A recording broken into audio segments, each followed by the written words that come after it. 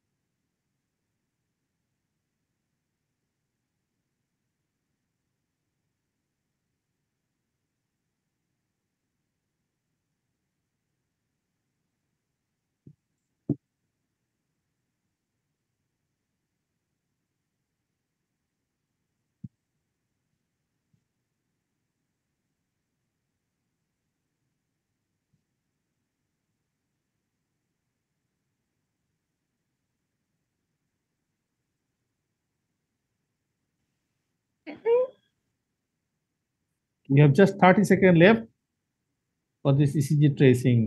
চারটা প্রশ্নের উত্তর আপনারা দিয়েছেন। Write down the ECG changes in the tracing. What is the ECG diagnosis? What are the 3 important questions you need to ask initially relating to the ECG finding? And number 4, write 2 steps in the management of this lady. 2 steps এর শব্দটা একটু ভুল হয়েছে বানানটা, sorry.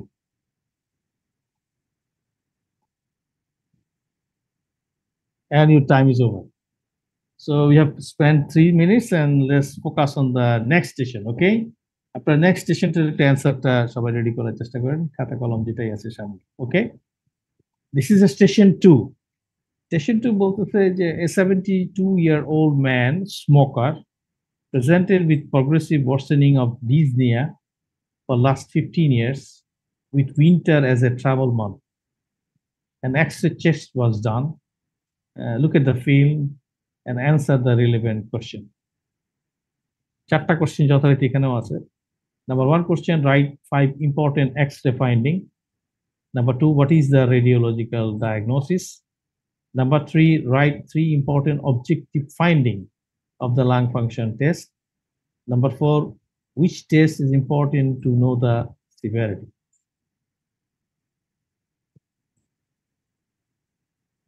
তো যখন থেকে আমি প্রশ্ন পড়া শুরু করবো তখন থেকে কিন্তু টাইম শুরু। তো you have just 2 minutes there. সেন্সার লিখতে থাকেন 1 2 3 4 করে, পরে আমরা অ্যান্সার যখন আসবো তখন আপনারা দেখে নিয়ে যে আপনারা কে কেমন।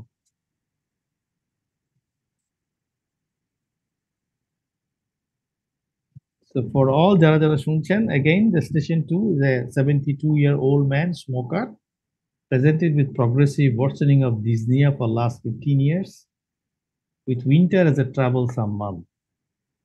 An X-ray test was done. Look at the film and answer the relevant question. Write 5 important X-ray findings. Number two, what is the radiological diagnosis? Number three, write 3 important objective findings of the lung function test. And number four, which test is important to know the severity?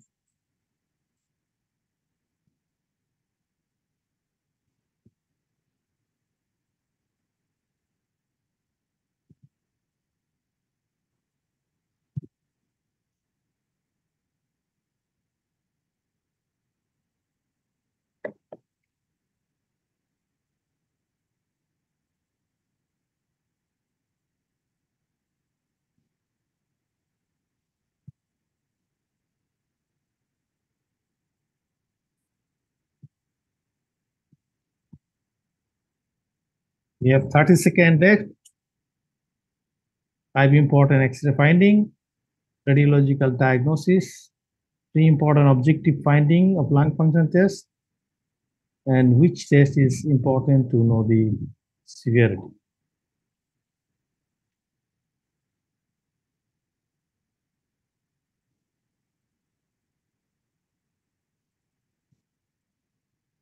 And my dear students and physicians, after the time is over for the station 2, so let's focus on the station 3, okay?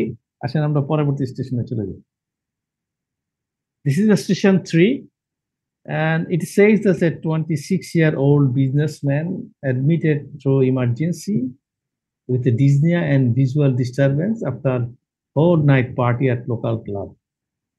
An ophthalmoscopy of this patient was done. On the left side, you can see a pictorial showing the ophthalmoscopic finding. And the questions is, number one, write 6 abnormalities presented in ophthalmoscopy. Number two, what is the likely diagnosis in this patient?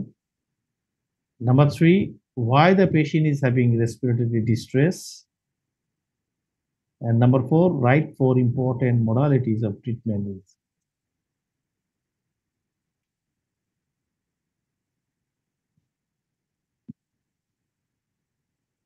You have 2 minutes left.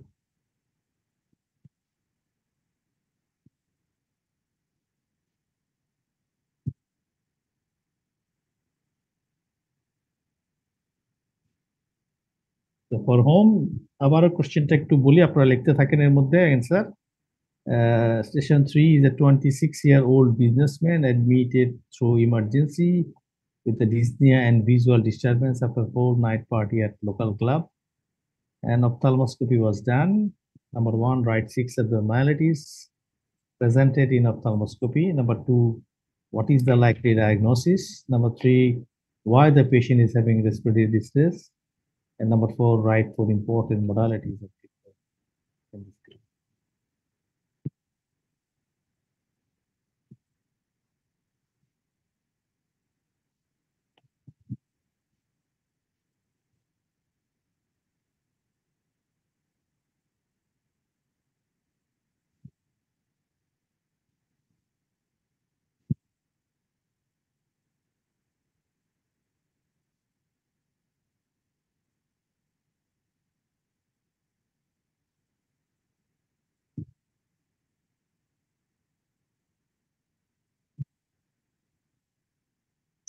Okay, the time is over. এই চারটা question আমি আশা করি আপনারা অ্যান্সারের মধ্যে কিছু না কিছু লিখে ফেলেছেন. Let's focusing on the station 4. This is the station 4. Now, this is a interesting. A 40-year-old man received a bone marrow transplantation, which is due to the previously for acute myelogenous leukemia. This received the transplantation was done 2 weeks back. Now, 2 days ago, the patient developed itching, diarrhea, pain, and numbness of the limbs. The skin lesions are shown in the picture. On the left side, there are two pictures. The question is again for number one, what is the complication arises? Number two, write 5 important risk factors to develop such complication. And number three, write 4 other abdominal conditions that may arise beside diarrhea. And number 4, write 3 important drugs in treating the complication. You have 2 minutes left. For all my students and the physician, again, Ami Boli, station 4 is very important. There's a 40-year-old man who received a bone marrow transplantation 2 weeks previously for acute myelogenous leukemia. So 2 days ago, the patient developed itching, diarrhea, pain, and numbness of limbs. The skin lesions are shown in picture. Number one, what is the complication arising? Number two, write 5 important risk factors to develop such complication. Write 4 other abdominal conditions that may arise beside the diarrhea. And write 3 important drugs in treating the complication. You have 2 minutes.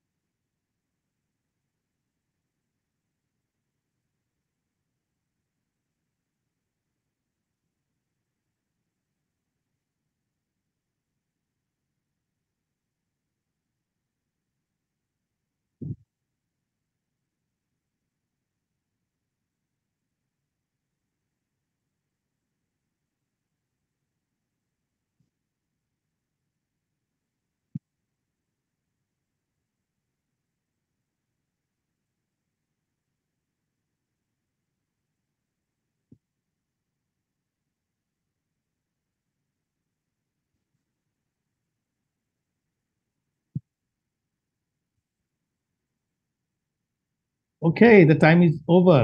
I think you have covered the 4 questions that has arisen. Let's focus on the next station, and that is station 5. Okay, students. Station 5, this is says that this 30-year-old gentleman presented with recurrent painful oral lesion, as has been shown in picture. Now, 3 months back, he had an episode of red painful eyes, responded with steroids eye drop. So this is the problem. And there are again 4 questions. Number 1 question is write 6 other systems that you'd like to check clinically in this case. Number 2, what is the most likely diagnosis? And number 3, name 1 test which will be used in diagnostic criteria.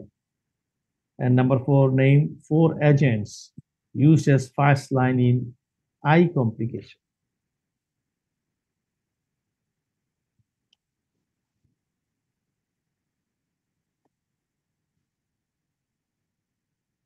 Again, station 5, যেটা ছবি দেখানো হয়েছে এবং বলা হচ্ছে this 30-year-old gentleman presented with recurrent painful oral lesion as has been shown in the picture.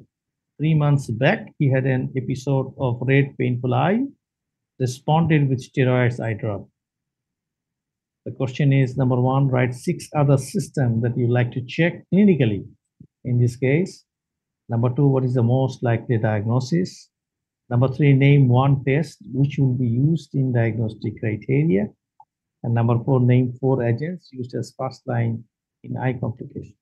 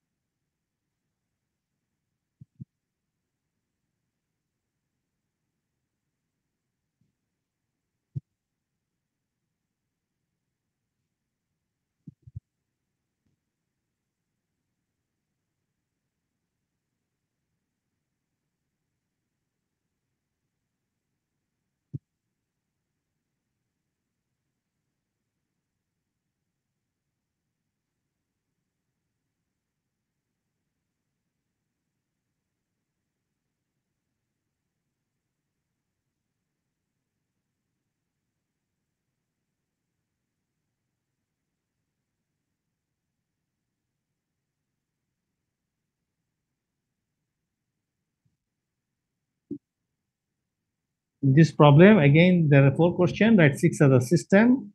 Like to check clinically, most likely diagnosis. Name one test for the diagnostic criteria and name 4 agents used as first line in eye complication.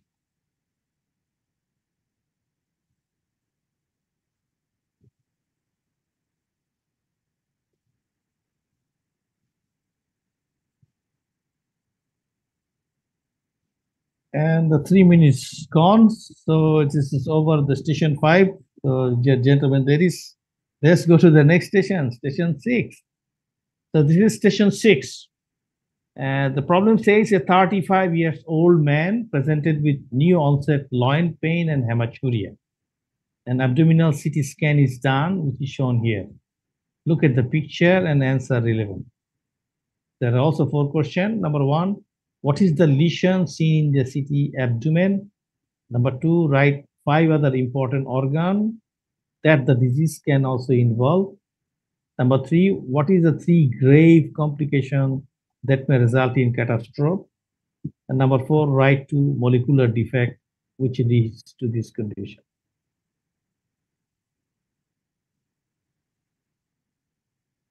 We have 2 minutes left. And again, I'm saying the station 6 says a 35 years old man presented with new onset loin pain and hematuria. An abdominal CT scan is done, which is shown here. Look at the picture carefully and answer relevant. Number 1, what is the lesion seen in the CT abdomen? Number 2, write 5 other important organs that the disease can also involve. Number 3, what is the 3 grave complications that may result in catastrophe? And number 4, write 2 molecular defect which leads to this condition.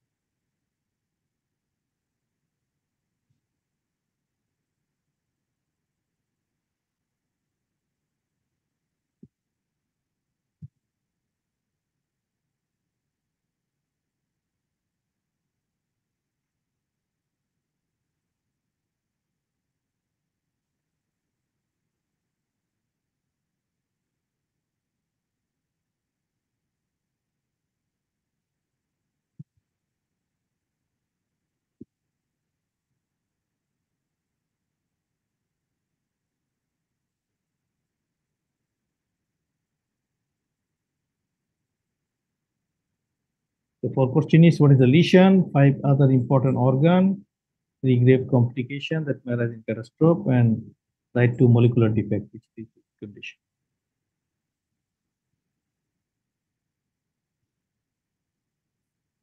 And the time is over. So, gentlemen, ladies, let's go to the next station, okay? Station 7, okay? This says that 26-year-old woman presented with personality change, jaundice, joint pain, and with this eye change. So the question is, what is the lesion seen in the picture? Number 2, write 5 other neurological signs that may develop. Number 3, write 3 complications it may develop in hepatobiliary system. And number 4, write 5 kind of drugs that has been used to treat the condition. There's a pictorial there and there's a problem. So you're going to write down the answer of the question, the 4 question, again, the station 7.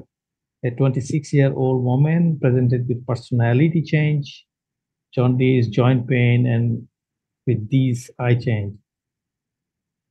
Number 1, what is the lesion seen in the picture?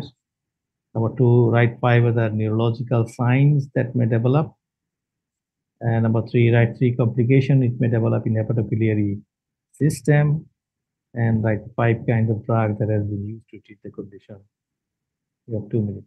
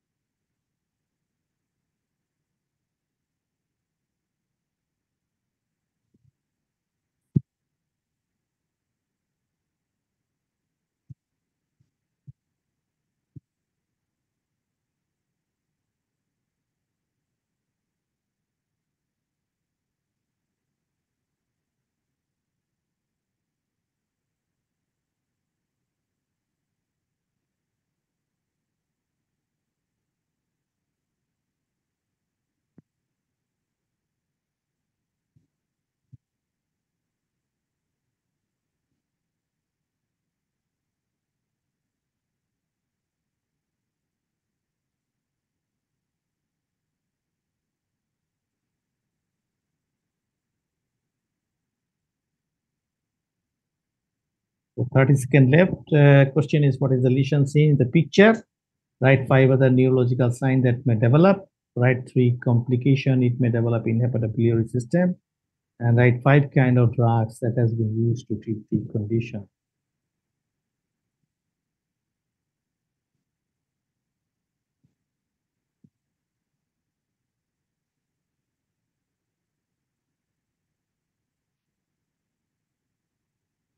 And thank you very much. The time is over. So, gentlemen, ladies, let's go to the next station, station 8.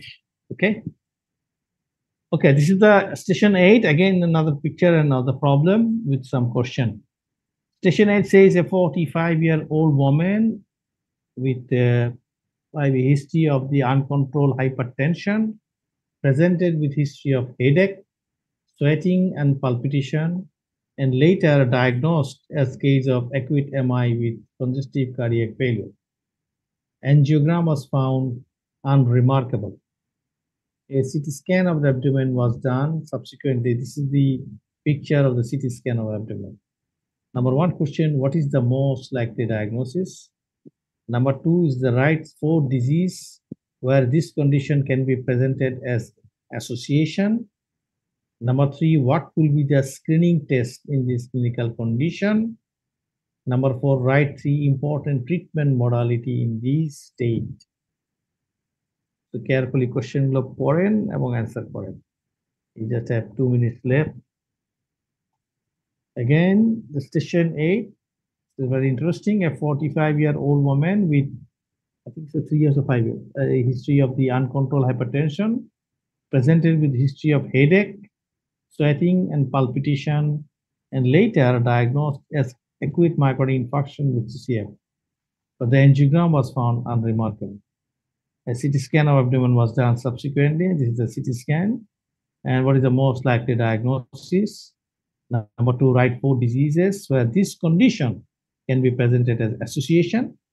Number 3, what will be the screening test in this clinical condition? And number 4, write 3 important treatment modality in this state.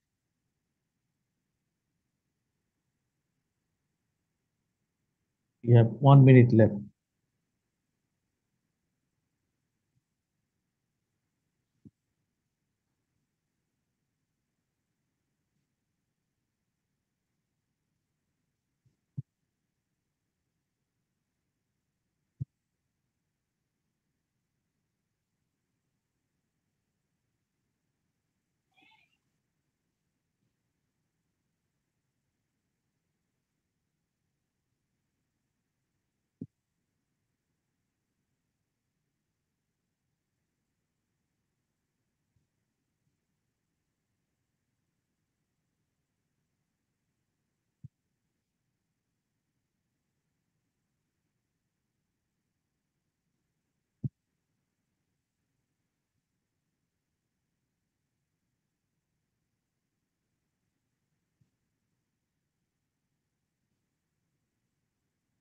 আশা করি আপনারা answer করবেন। 4 question, what is the most likely diagnosis? Write 4 disease where it can be association, screening test, and 4 important treatment modality.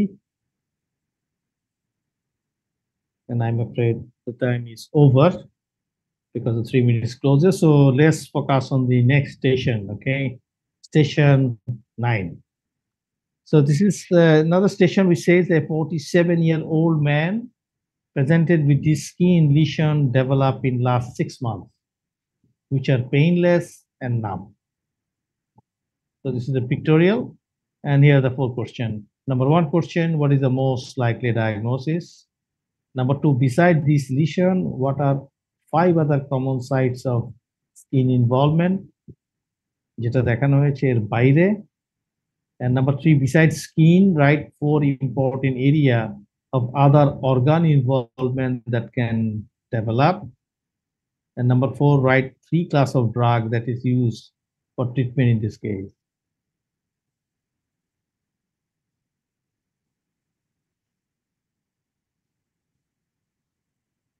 So please write down, you have 2 minutes left. And for those who has not seen thing or is not here, again, I'm going to ask the question. The station 9, a 47-year-old man presented with this skin lesion developed in the last 6 months, which are painless now? The questions are: number one, what is the most likely diagnosis? Number two, beside this lesion, what are 5 other common sites of skin involvement? And number three, besides skin, write 4 important area of other organ involvement that can develop. And number four, write 3 classes of the drug that is used for treatment in this case. You have 1 minute left.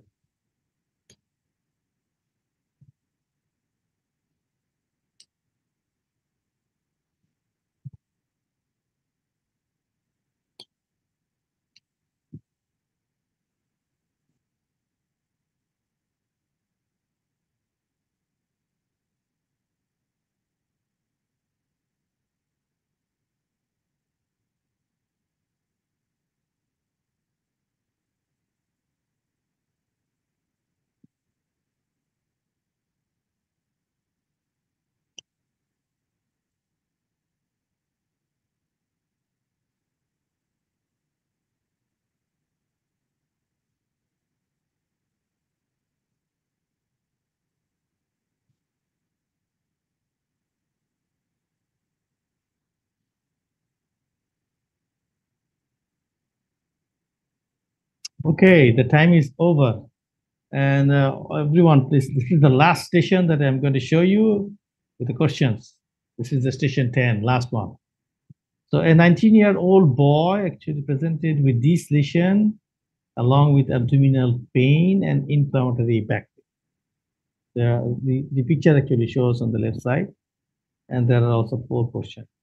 Question one is: write 2 other skin lesions that may develop in this condition. 2 other skin lesions.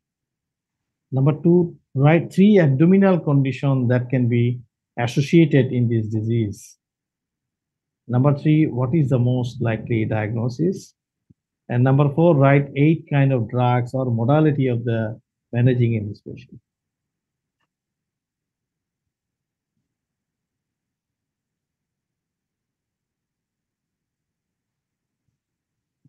So for all, this is the last station, station 10. A 19-year-old boy presented with this lesion along with abdominal pain and inflammatory back pain. There are 4 questions. Number one question to write 2 other skin lesions that may develop in this condition.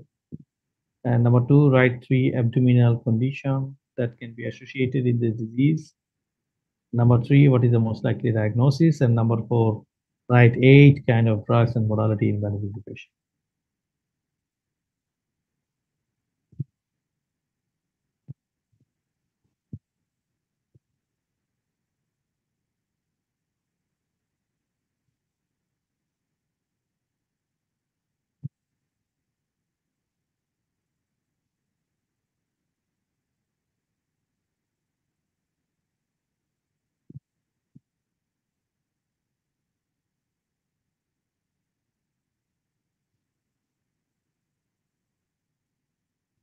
This is the last minute.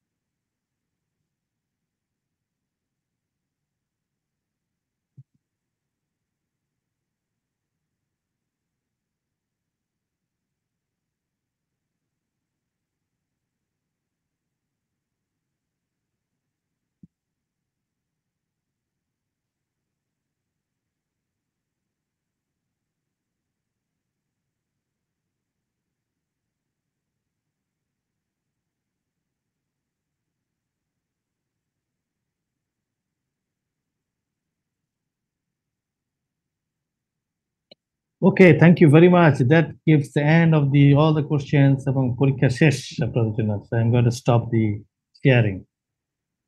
Okay, everyone, thank you very much. আপনারা যারা যারা আছেন, আমি জানি না কে কে শুনছেন, আপনারা কেমন দিলেন পরীক্ষা? কেউ একজন যদি একটু অ্যান্সার করেন কি কেমন হলো পরীক্ষা? এনিওয়ান, আপনারা কেমন করলেন? কোনো সমস্যা হয়েছে কিনা? Completely cover all the questions or not? Anyone?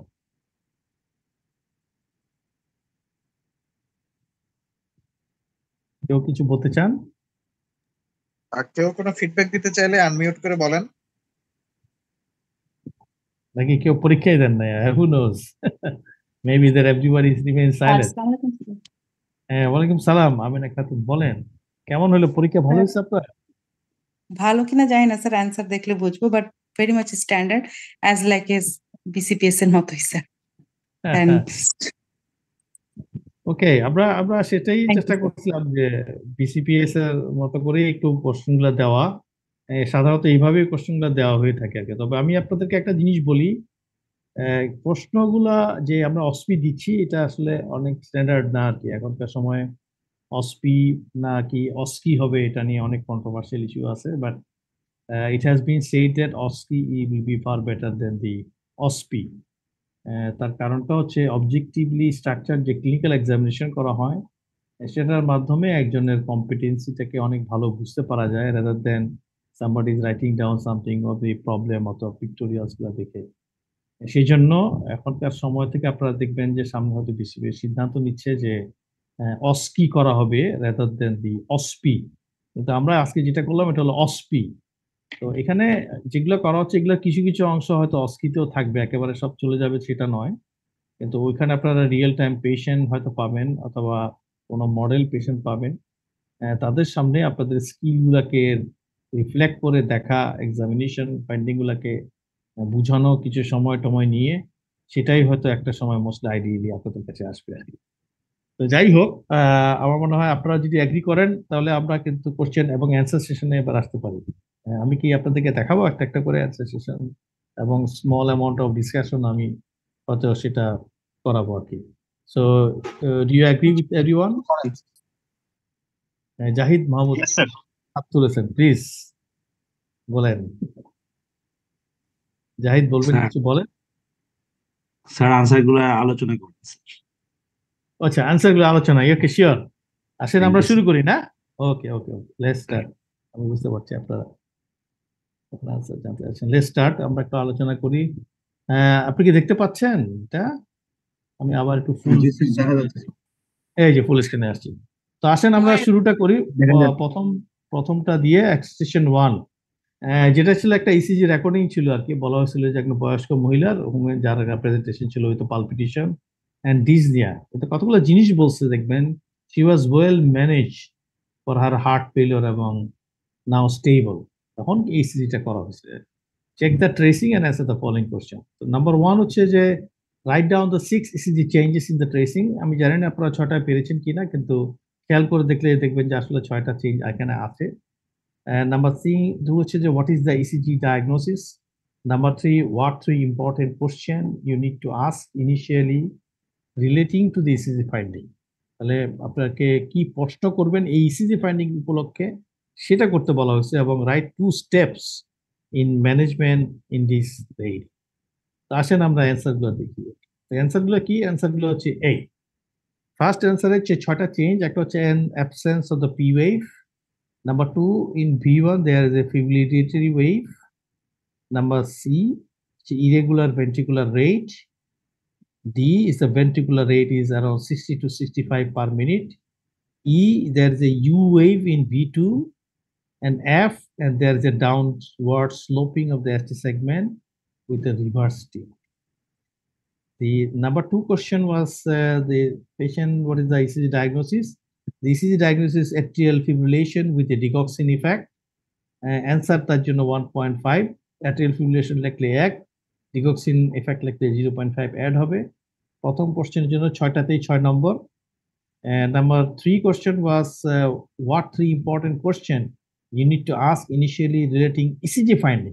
ECG finding এর জন্য আপনি কি 3টা প্রশ্ন করবেন?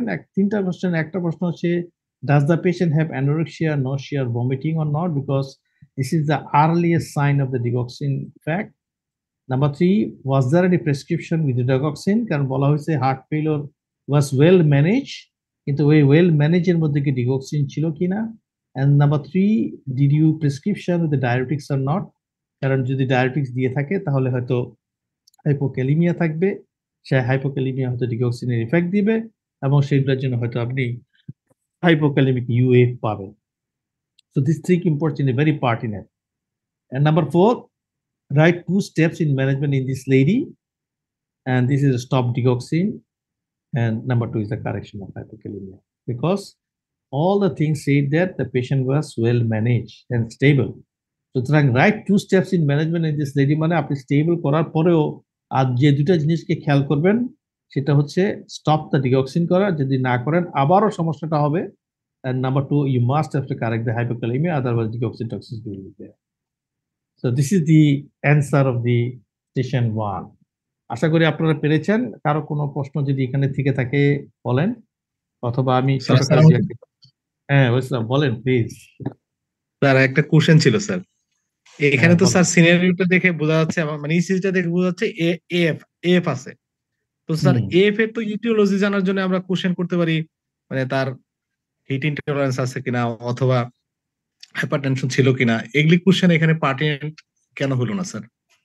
কারণ এখানে একটা জিনিস বলছে যে আপনি relating to the ECG finding এর মধ্যে আপনি কি প্রশ্ন করবেন, এটিওলজির জন্য বলা হয় নাই। কিন্তু এটিওলজি তো আপনি অনেক আছে, এটিওল ফিলিয়েশন there are so many aetiologies, the question will not be 3, তাই না? কোশ্চেন উইল বি ইভেন 10, 12 ওগুলো হতে পারে। কারণ আপনি তো থাইরয়েডের কথা জিজ্ঞেস করতে পারেন, লোন এট্রিয়াল ফিব্রিলেশন আছে, ইসকেমিক হার্ট ডিজিজ আছে, cardiomyopathy, there are so many condition. So কখনোই অস্পিতে একটা লার্জার বেসিস অফ এটিওলজি আপনার থেকে জানতে চাবে না, আদারওয়াইজ ফোকাস অফ কোশ্চেন তার অন্যদিকে চলে যাবে। এখানে ইসিজি কেন দেয় অস্পিতে, মূল কারণটা হচ্ছে আপনি ইসিজি কে দেখে ওই কম্পিটেন্সি আয়ত্ত করেছেন কিনা যেখান থেকে আপনি আইডেন্টিফাই করতে পারেন কি কি সমস্যা চেঞ্জ আছে এবং can you make a diagnosis or not. এই জন্য দেখবেন যে আমি যখন প্রশ্নের ভিতরে অ্যান্সার গুলাকে স্কিপ করছি, ম্যাক্সিমাম অ্যান্সার দেওয়া আছে what is the changes that in the trace. দেখবেন এখানেই 6 পাস, এখানে কেউ পেলে আপনি 6 পেয়ে যাবেন। আপনি যদি ডায়াগনোসিস বলে ফেলেন you'll be pass, no problem. কারণ ইসিজি কে বলা হয় একটা সহজ মডালিটি অফ দ্য এফসিপিএস, পাশের একটা সহজ মডালিটি অফ স্পিড। কিন্তু আনফরচুনেটলি অনেকে ইসিজিতে আপনারা ভালো করতে পারতেছেন না বিকজ অফ দ্য কোশ্চেন অনেক সময় অনেকগুলা মডালিটি কে চিন্তা করা হয়, এটা অ্যান্সার চাওয়া হচ্ছে, ম্যানেজমেন্টের কোশ্চেন অনেক বেশি অ্যান্সার দিতে হচ্ছে, কিন্তু this is not the conception of the OSPE। এই জন্য ওটা থাকবে এবং ইসিজি কে ঘিরেই কিন্তু আপনার অ্যান্সার গুলাকে, কোশ্চেন গুলাকে আবর্তন করতে হবে। তো সেই জন্য দেখবেন একেবারে লাস্টটা ছাড়া বাকি সবগুলাই কিন্তু ইসিজি রিলেটেড আপনার থেকে প্রশ্ন দেওয়া হয়েছে, এবং সেই জন্য বলা হয়েছে ইসিজি ফাইন্ডিং এর উপর আপনি 3টা কোশ্চেন করবেন। কারণ আপনি কি এখানে মার্ক করতে পেরেছেন কিনা যে অ্যাট্রিয়াল ফিব্রিলেশন এবং reverse T, this is very important. কারণ এটা তো ইসিজি ডায়াগনোসিস হবে যে আপনি তো ডিগক্সিন ইফেক্ট পাচ্ছেন। কারণ সবগুলা যে অ্যাস্টি ডিপ্রেশন আপনার এগুলো পাওয়া যায়, অ্যাস্টি ডিপ্রেশন হরিজন্টাল হয়, আপনি তো ডাউন স্লোপ পেতে পারেন, কিন্তু এই ধরনের স্লোপিং কেন আপনি পেয়েছেন? তো this is very important point of the reverse tick, এটাকে আপনাকে মেনশন করার জন্য বাকিগুলো প্রশ্ন আসবে। আরেকটা হলো যে এই ধরনের যে চেঞ্জটা আপনি পেয়েছেন এটাকে অ্যাড্রেস করতে গিয়ে ইউএফ থেকে যদি আপনি অ্যাসোসিয়েশন দেখেন তাহলে আপনাকে অবশ্যই বুঝতে হবে যে আপনি ডায়াবেটিসকে অনেক বেশি দিচ্ছেন কিনা, আদার্স থিং ম্যানেজমেন্টের ভিতরে কিছু করলেন কিনা। এবং এই 2টা স্টেপস যদি আপনি আসলে এখানে ভুল করে ফেলেন তাহলে কিন্তু আপনি কিছু নম্বর হয়তো কম পাবেন আর। তো that's why the it has been tracing this type. কেমন? তো এখন যেটা হচ্ছে একটু ছোটখাটো কয়েকটা জিনিস বলি। একটা হলো যে ডিগক্সিন সম্পর্কে অনেক কন্ট্রোভার্সিয়াল ইস্যুস গুলা কিন্তু আপনারা জানেন, আপনারা পড়েছেন আছে যে কনজেস্টিভ হার্ট ফেলিওর এটার কোনো রোল আছে কিনা, অ্যাট্রিয়াল ফিব্রিলেশনের সঙ্গে হার্ট ফেলিওর থাকলে এটাকে দেওয়া উচিত হবে কি হবে না। There are so many actually observational study ছিল। তো ওই অবজারভেশনাল স্টাডিগুলো থেকে কনফ্লিক্টিং আইডিয়া থাকার কারণে দেখবেন যে প্রথম দিকের স্টাডিগুলোতে ডিগক্সিনের অনেক ভালো ভালো এফেক্টের কথা বলা আছে। হার্ট ফেলিওরগুলোতে বিশেষ করে রিজেকশন ফ্র্যাকশন কম থাকলে ডিগক্সিন অ্যাজ এ অন্যান্য মেডিসিন দেওয়ার পরে গিয়ে আপনি অ্যাড করবেন, which will be very beneficial. কিন্তু পরবর্তী সময় দেখা গেছে যে আসলে it can also causes sometimes detrimental effect.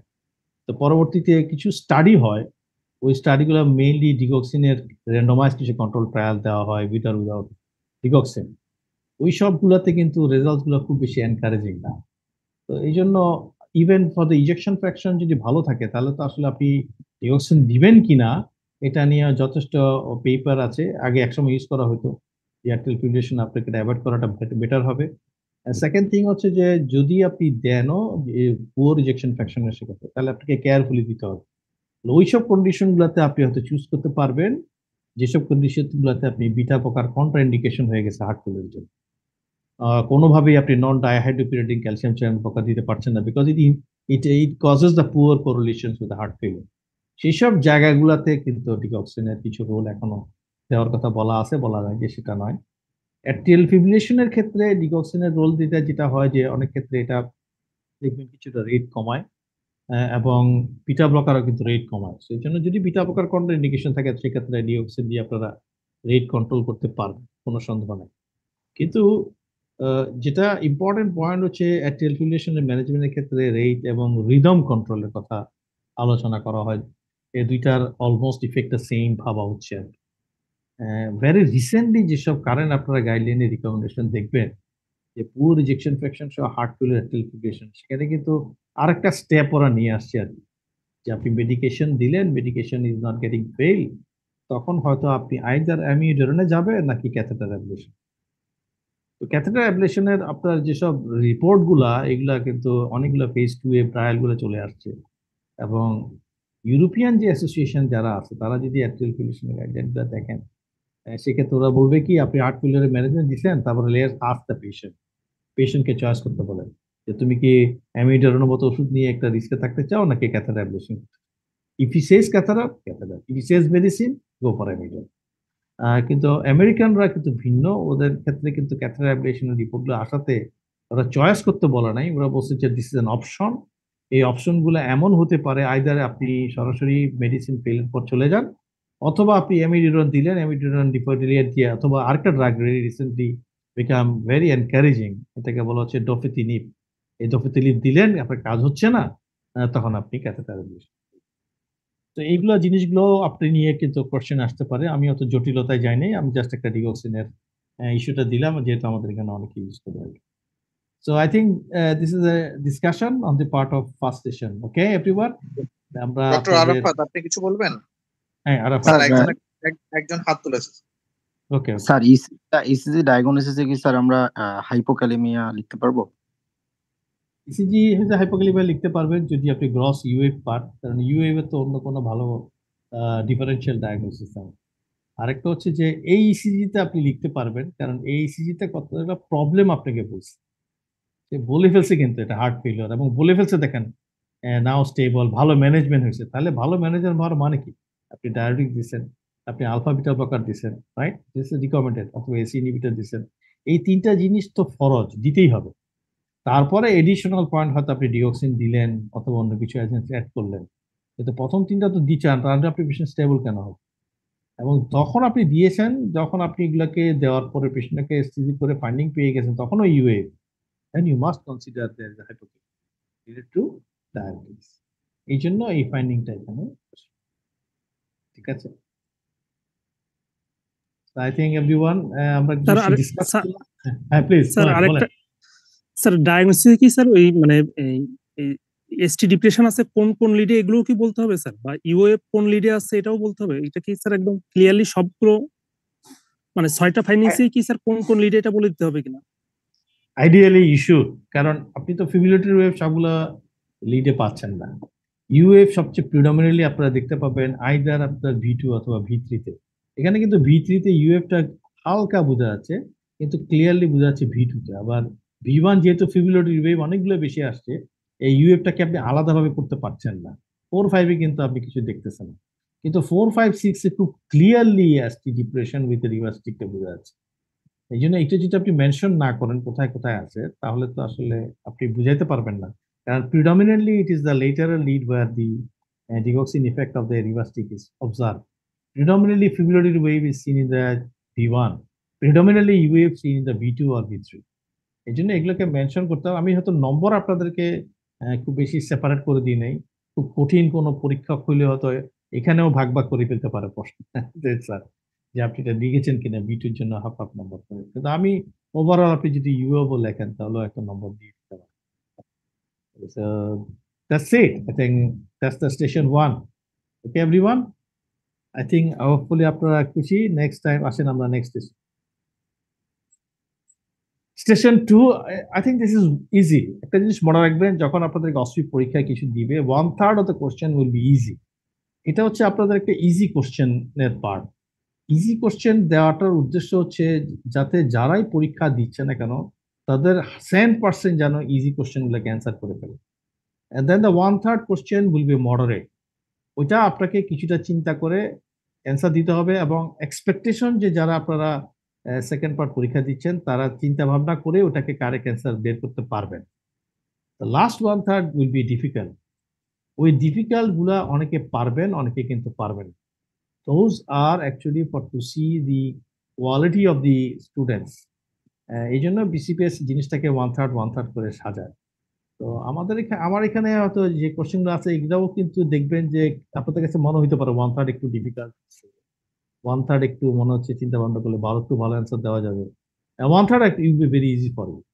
তো this is one 70-year-old man যেখানে বলা হয়েছে স্মোকার এবং বলা হয়েছে with progressive worsening of dyspnoea. তার মানে দেখেন অনেকগুলো হিন্টস আপনাদেরকে দেওয়া হচ্ছে for the last 15 years। Worsening এবং প্রগ্রেসিভ দুইটা শব্দ লেখছে মানে আসলে ডায়াগনোসিস বলে দেওয়া হয়েছে। বলা হয়েছে উইন্টার এজ এ ট্রাভেল মান, মানে এটাকে আরো অগমেন্ট করার জন্য যাতে আপনি কোনোভাবে মিস না করেন। An X-ray test was done, look at the film and answer the relevant question. এখন আপনি বুঝে ফেলতে পারতেছেন যে মোস্ট লাইকলি এটা সিওপিডি, তাই না? কিন্তু আমরা যেহেতু আপনাকে এক্সরে চিনতে পারেন কিনা সেটা বোঝার জন্য জানতে দেয় মূল কোশ্চেন দেওয়া হচ্ছে 5 ইম্পর্টেন্ট এক্সারসাইজ। 5টা ফাইন্ডিং আপনাকে পারতে হবে, রাইট? তা নইলে আপনি সিওপিডি এটা ডায়াগনোসিস কিভাবে করবেন? দিস ইজ দ্য মডালিটি, যে এটা এক্সরে মডালিটির আপনার কম্পিটিটিভ দেখা হচ্ছে। নাম্বার 2 হচ্ছে what is the radiology diagnosis, এটাও পারতে হবে বিকজ আপনি যেসব ফাইন্ডিং গুলো বলছেন ওটার উপর বেস করে রেডিওলজি ডায়াগনোসিস বলবেন। এখন যে কন্ডিশনটা অ্যাড্রেস করা হয়েছে এটাকে আপনি অ্যাড্রেস করে অবজেক্টিভ ফাইন্ডিং কি আসতে পারে লাং ফাংশন টেস্টে, এবার আপনি নলেজটাকে একটু বেস করা হচ্ছে আপনার নলেজটা কেমন। আর একটা which test is important for the known severity, মানে এই রোগীগুলোকে আপনি দ্রুত ম্যানেজমেন্টের জন্য আসলে এই কনসেপ্টটা মাথায় রাখেন কিনা এটার জন্য এই প্রশ্নটা দেওয়া হয়েছে।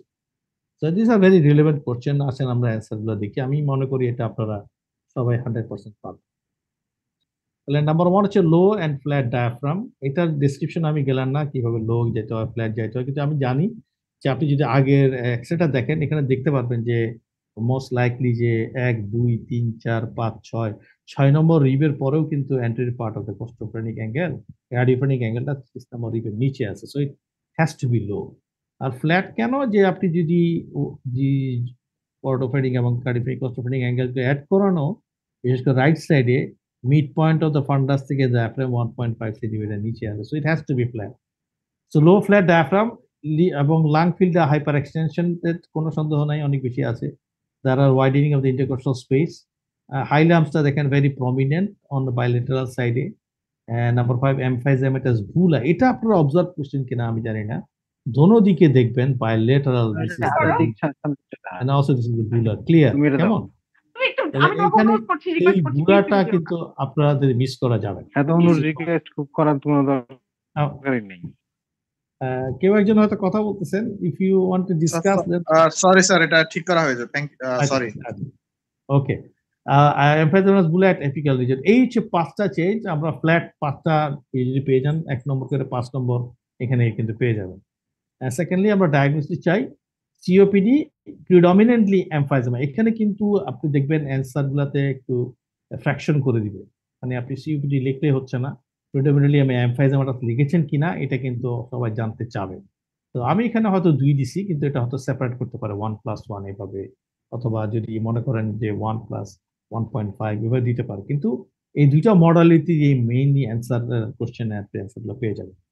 থার্ড কোশ্চেনটা ছিল important objective finding in the lung function test. Lung function test যখনই আপনি করতেছেন 3টা ভেরি ইম্পর্টেন্ট ফাইন্ডিং আপনার সিওপিডি তে মেনশন করতে হবে। একটা হচ্ছে যে FEV1 টা রিডিউস, নাম্বার 3 FEV1 এবং FBC ratio which is has to be says altered। আপনি যদি অল্টার লেখেন তাহলে বোঝা গেল যে দুটোটাই পার্সেন্টেজ আসলে কমে গেছে, অথবা ফোর্থ ভাইটাল ক্যাপাসিটি থেকে FEV1 অ্যাকচুয়ালি বেসিক্যালি অনেক বেশি পরিমাণ কম। আর last of all residual capacity, forced vital capacity যেটা সেটা বাড়বে, এটা লিখতে হবে। So these are the 3 important basic finding in the lung function test of COPD. আর লাস্ট অফ অল আপনি যদি কোনো প্রগনোসিস সিভিরিটি চান ডেফিনেটলি আপনি একটা ABG করবেন, কারণ রেগুলার টাইপ 1 রেসপিরেটরি ফেলিওর হয়। রিমেম্বার এটা টাইপ 1 রেসপিরেটরি ফেলিওর, কারণ আপনি এটা এমফাইজেমা লিখেছেন, আপনি কিন্তু ব্রঙ্কাইটিস লেখেন নাই। যদি ব্রঙ্কাইটিস লিখতেন তাহলে কিন্তু type 2 respiratory failure would be an important prognostic issue. সেখানেও হয়তো নম্বর সেপারেট ভাগ করতে পারে। এবিজি দিলে আপনি 0.5 পেলেন, আপনার রেসপিরেটরি 0.5 অ্যাড হবে, এই মিলে হচ্ছে 0.75। আর বাকি পোর্শনগুলো তো বুঝতে পারছেন, নম্বরগুলো এইভাবেই সাজানো। So I think that was easy, right? এবং হোপফুলি আপনারা সবাই এটা পেরেছেন। এখানে যদি আর কার কোনো যদি কিছু জিজ্ঞাসা থাকে এখানে যাব, অথবা আমরা নেক্সট সেশনে চলে যাচ্ছি। আমার মনে হয় এটা সবাই পারছেন, সেই জন্য অ্যান্সার কোশ্চেন কম, রাইট? Okay, fine. আসেন আমরা নেক্সট স্টেশনে যাই। No problem. Station 3, this is interesting. A 26-year-old businessman admitted through emergency with a dyspnea and visual disturbance after a whole night party at local club. An ophthalmoscopy was done. এটা হচ্ছে আপনারা অপথ্যালমোস্কোপি competency পাচ্ছেন কিনা সেটার পরীক্ষা। সেই জন্য দেখবেন লেখা আছে right 6 abnormalities present in ophthalmoscopy। তার মানে আপনি যদি খুব কেয়ারফুলি দেখেন অপথ্যালমোস্কোপি ফাইন্ডিং এ আসলে কিন্তু 6টা ফাইন্ডিং মতো আছে। What is the most likely diagnosis? Why the patient is having respiratory distress? Right for important modalities of treatment in this case. কিন্তু কেসটা তো আপনারা বুঝতে পারছেন, তাই না? কেসটা কিন্তু সহজভাবে করে দেওয়া আছে। So what is the case actually? Anyone? Just response করেন। Methanol poisoning. Methanol methanol poisoning. Absolutely, absolutely. Brilliant. That Methanol is brilliant. poisoning. Brilliant. Absolutely brilliant. আমি অত্যন্ত খুশি আপনারা সবাই পেরেছেন। আসেন আমরা অ্যান্সার গুলো দেখি, তারপরে আমি এই ব্যাপারটা নিয়ে দুই একটা জিনিস আপনাদেরকে একটু বলার চেষ্টা করবো। তো কোশ্চেনের অ্যান্সার গুলো স্টেশন 3 বলা হয়েছে যে dilatation of the retinal arteries and veins on optic nerve disc. এটা ক্লিয়ারলি বোঝা যাচ্ছে, দেখেন যে ডাইলেটেশনস আর obviously overt veneo artery.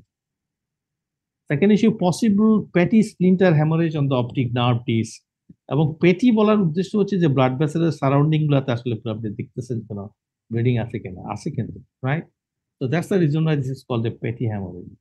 Number 3, retinal edema around the disc. You can easily see that যে মার্জিনটা কিন্তু আসলে আপনি বুঝতে পারছেন না। তো there are obviously কোনো সন্দেহ নাই যে এটা রেটিনাল ইডিমা আছে। Number 4 is the optic nerve disc has blurred margin, যেটা সরি মেনশন করা হয়েছে। And number 5 is reddish hyperemic optic nerve due to dilatation of the blood vessel.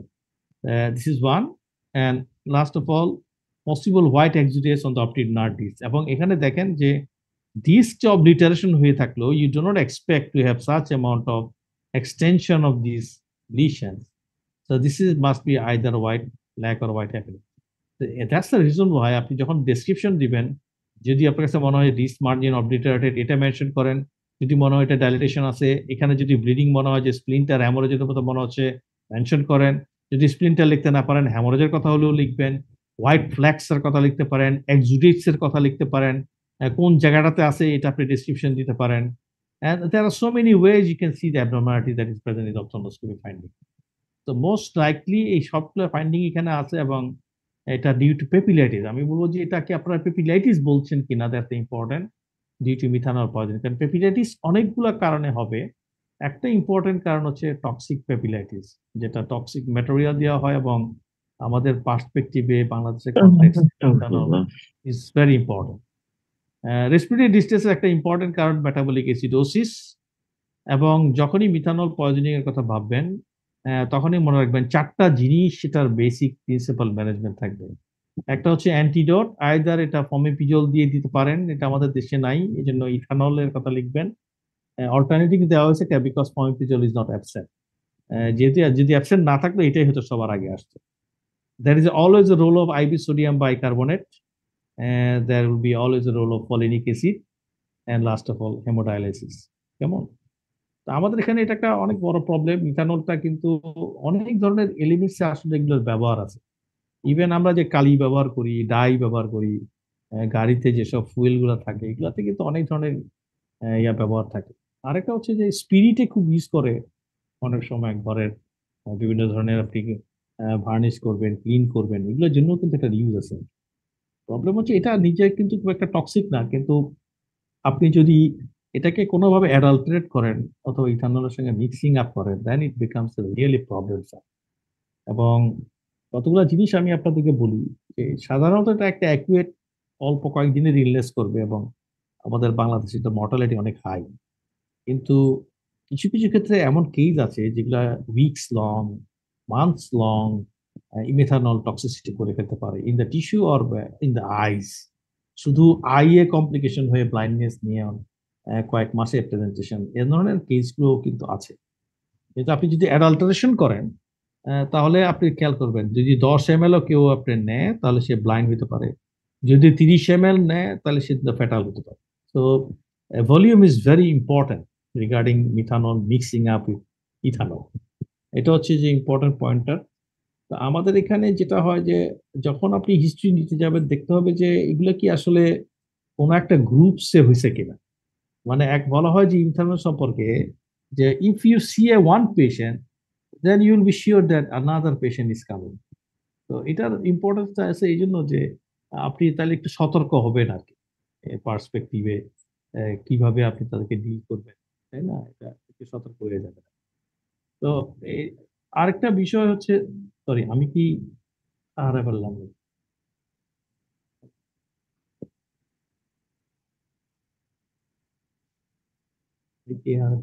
শোনা যাচ্ছে? আমাকে শুনতে পাচ্ছেন আপনারা? স্যার স্যার, শোনা শুনতে যাচ্ছে ওই স্যার শুনতে পাচ্ছি। আপনারা কি আমার স্ক্রিনটা দেখতে পাচ্ছেন? জি স্যার। দেখতে দেখা পাচ্ছি যাচ্ছে স্যার, স্যার, ওই স্ক্রিনটা ফুল ফুল স্ক্রিন স্ক্রিন দিতে হয় হবে। না এর। হ্যাঁ সরি, দেখা যাচ্ছে স্যার, ওটা ফুল স্ক্রিনটা চলে গেছে আর কি স্যার। ও হো ফুল স্ক্রিন চলে না, আমি আবার দিকে একটু ট্রাই করি।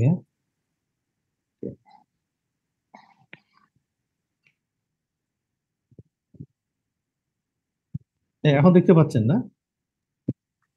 জি স্যার, এখন ওকে দেখা ওকে। চলবে স্যার। তো এখন যেটা হলো যে আপনাদের কাছে যখন আসবে আর কি, মানে আমি বলবো যে মিথানল যদি সাসপিশনটা খুব ইম্পর্টেন্ট আপনার কাছে হিস্ট্রির ভিতরে, আপনি যদি কাউকে সাসপেক্ট করে ফেলেন আমি বলবো যে চেক দি রেসপিরেটরি রেট। মানে আপনার প্রথম কাজ হবে উনি অ্যাওয়েক নাকি উনি আনকনসিয়াস। যদি অ্যাওয়েক হয় দেখেন ওর রেসপিরেটরি রেট কেমন, এটা মোর দেন 20 কিনা, লাংটা ক্লিয়ার কিনা। যদি সেটা হয় জাস্ট চেক দ্য পেশেন্ট কি আপনার চোখের সমস্যা হচ্ছে কি। যদি পেশেন্টের চোখের সমস্যা ইয়েস হয় you are dealing with another problem. তো দ্যাটস ভেরি সিম্পল। মানে এই ফ্লোতে আপনি যদি আসেন তাহলে আপনার জন্য ডায়াগনোসিস করা সুবিধা হবে, যদি কোশ্চেন অ্যান্সার গুলো ইয়েস হয়ে যায়। প্রবলেম হবে যদি আপনার অ্যান্সার ইয়েস না হয়। যদি অ্যান্সার ইয়েস না হয় তখন কিন্তু আপনার ধরেন হাইপার ভেন্টিলেট করতেছে একটা রোগ অ্যাওয়েকেনিং, তার অনেকগুলো কারণ থাকতে পারে। সে আপনার হয়তো চোখে কিছু দেখতেছে না কিন্তু ডায়াবেটিক কিটোসিস হইতে পারে, ইউরেমিয়া হইতে পারে, রাইট, স্যালিসাইলের পয়জনিং হতে পারে, কিন্তু মিথানলও তো হইতে পারে। তো এই জন্য তাদের ক্ষেত্রে আপনাকে দেখতে হবে যে আপনি অবজারভেশন করা যে একটা থেরাপিউটিক রেঞ্জ দিতে পারে। আপনি হয়তো তাকে একটু থায়ামিন দিলেন, একটু সোডিয়াম ক্লোরাইড দিলেন এবং গ্লুকোজ দিলেন। যদি দেখেন যে না অ্যাসিডোসিস কারেকশন না হয়ে বেড়ে গেছে তাহলে কিন্তু মিথানল পয়জনিং আপনার disease। আরেকটা রোগী অজ্ঞান আছে, সে হাইপার ভেন্টিলেট করতেছে, think it as a case of methanol poisoning যদি অ্যাকুইট সেটিং হয়। যদিও আনকনসিয়াসনেসের অনেকগুলো কারণ হয়তো আছে কিন্তু আপনার সাসপিশনটা কিন্তু মিথানল পয়জনিং কিনা দ্যাট ইজ ইম্পর্টেন্ট। সেটার সঙ্গে যদি একটা আনকনসিয়াস রোগীরা হাইপার ভেন্টিলেট করতে দেখেন তাহলে কিন্তু আপনারা মিথানল পয়জনিং মতো চিকিৎসা দিতে পারবেন। সো এই জন্য ফ্লো শিটগুলো ইজি আপনাদের জন্য, ইভেন আপনি যদি এবিজি করতে নাও পারেন। আর যদি এবিজি করেন তাহলে তো আপনাদের জন্য আরো অনেক ভালো ক্লু আসবে। আমি বলবো যে স্যার কয়েকটা জিনিস, সরি। স্যার পারমিশন দিলে একটা কথা বলি স্যার। হ্যাঁ হ্যাঁ প্লিজ। স্যার এখানে তো স্যার হচ্ছে আইবি সোডিয়াম বাইকার্বনেট, যেটা স্যার আমরা এখানে লেখা আছে স্যার।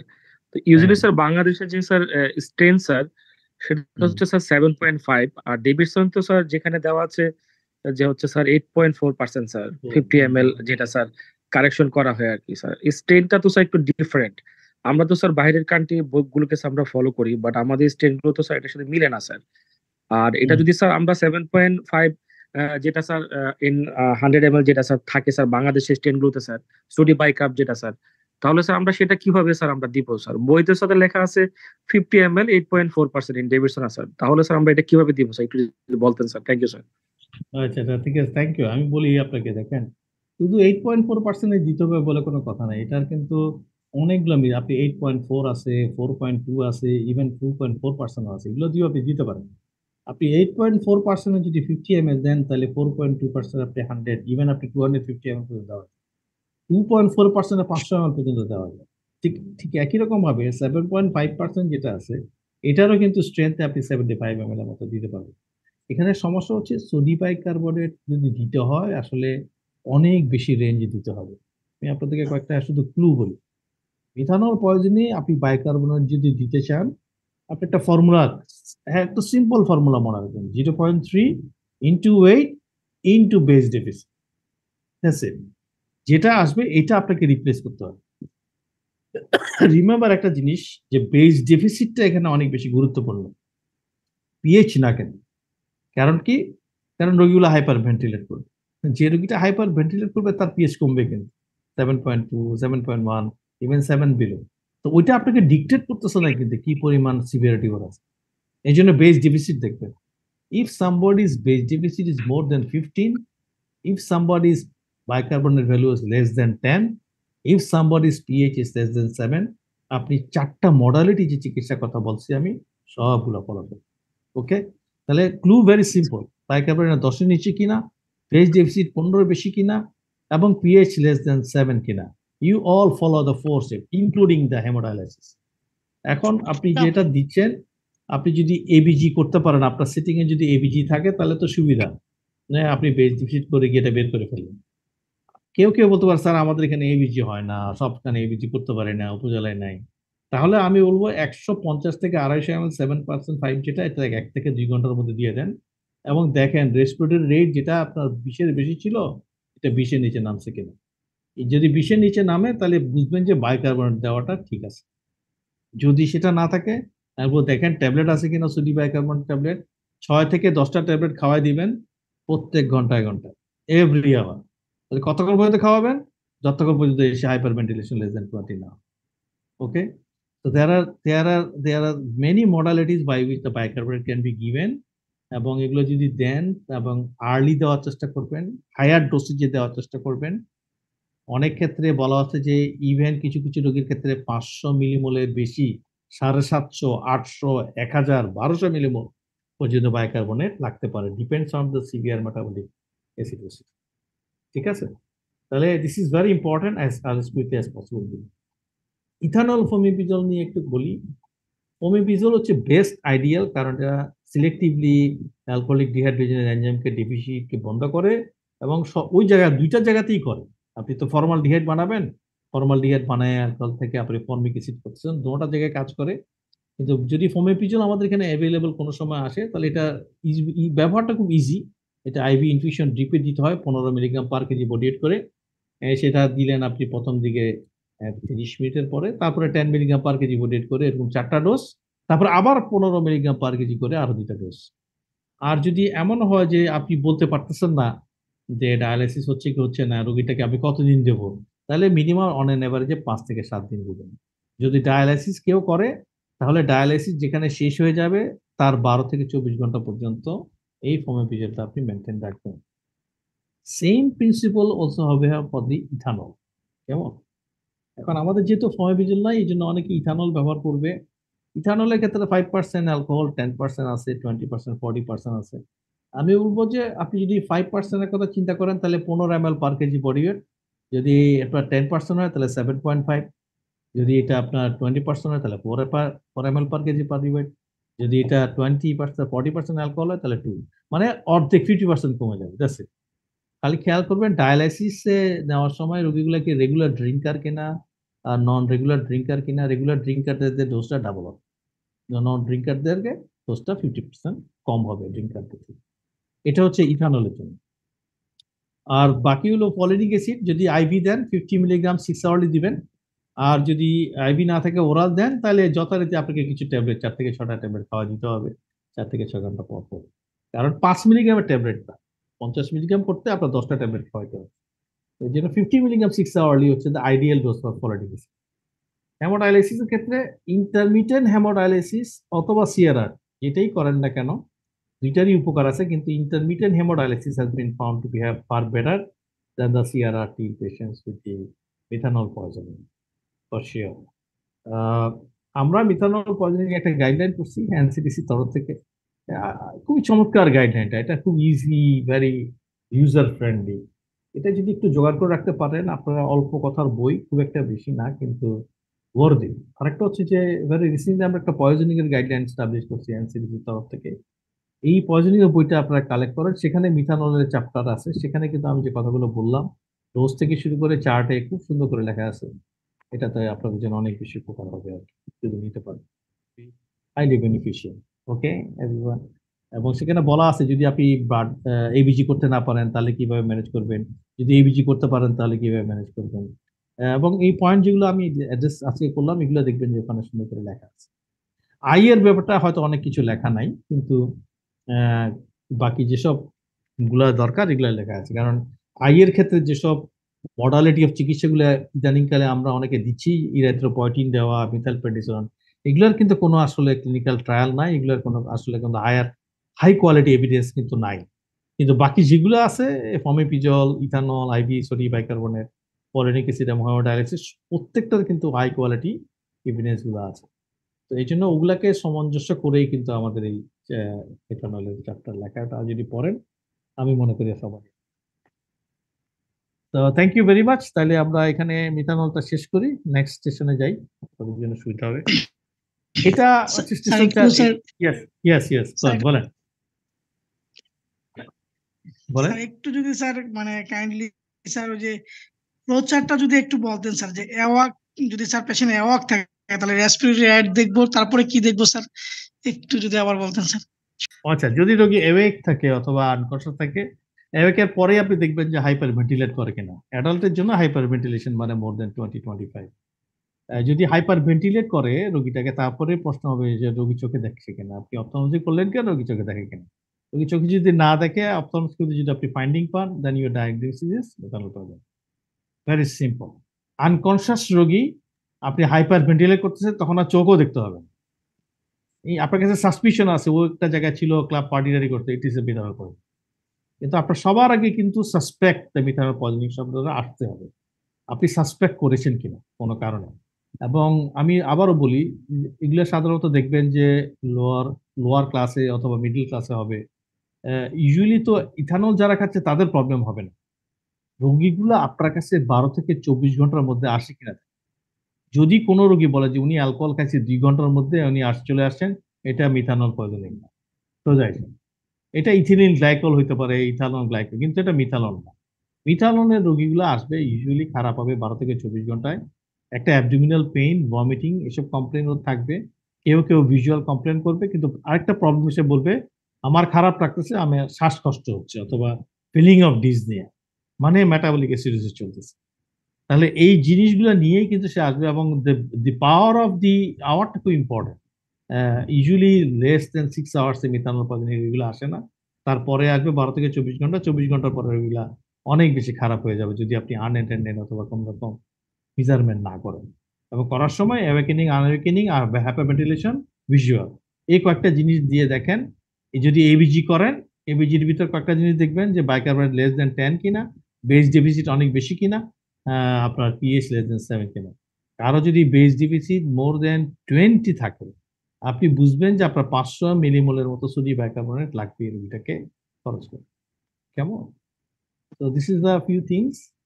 বাকিটা আপনারা একটু গাইডলাইন করেন, তাহলে আপনারা আরো হয়তো অ্যান্সারটা স্যার গাইডলাইন অনলাইনে পাওয়া যাবে। গাইডলাইন আপনারা একটু চেক করেন। আমি তো একবার এক সময় এটাকে আমাদের ডিজি অফিসের অনলাইনে তুলে দিয়েছিলাম, এখনো আছে কিনা, না থাকলেও we will provide you, no problem.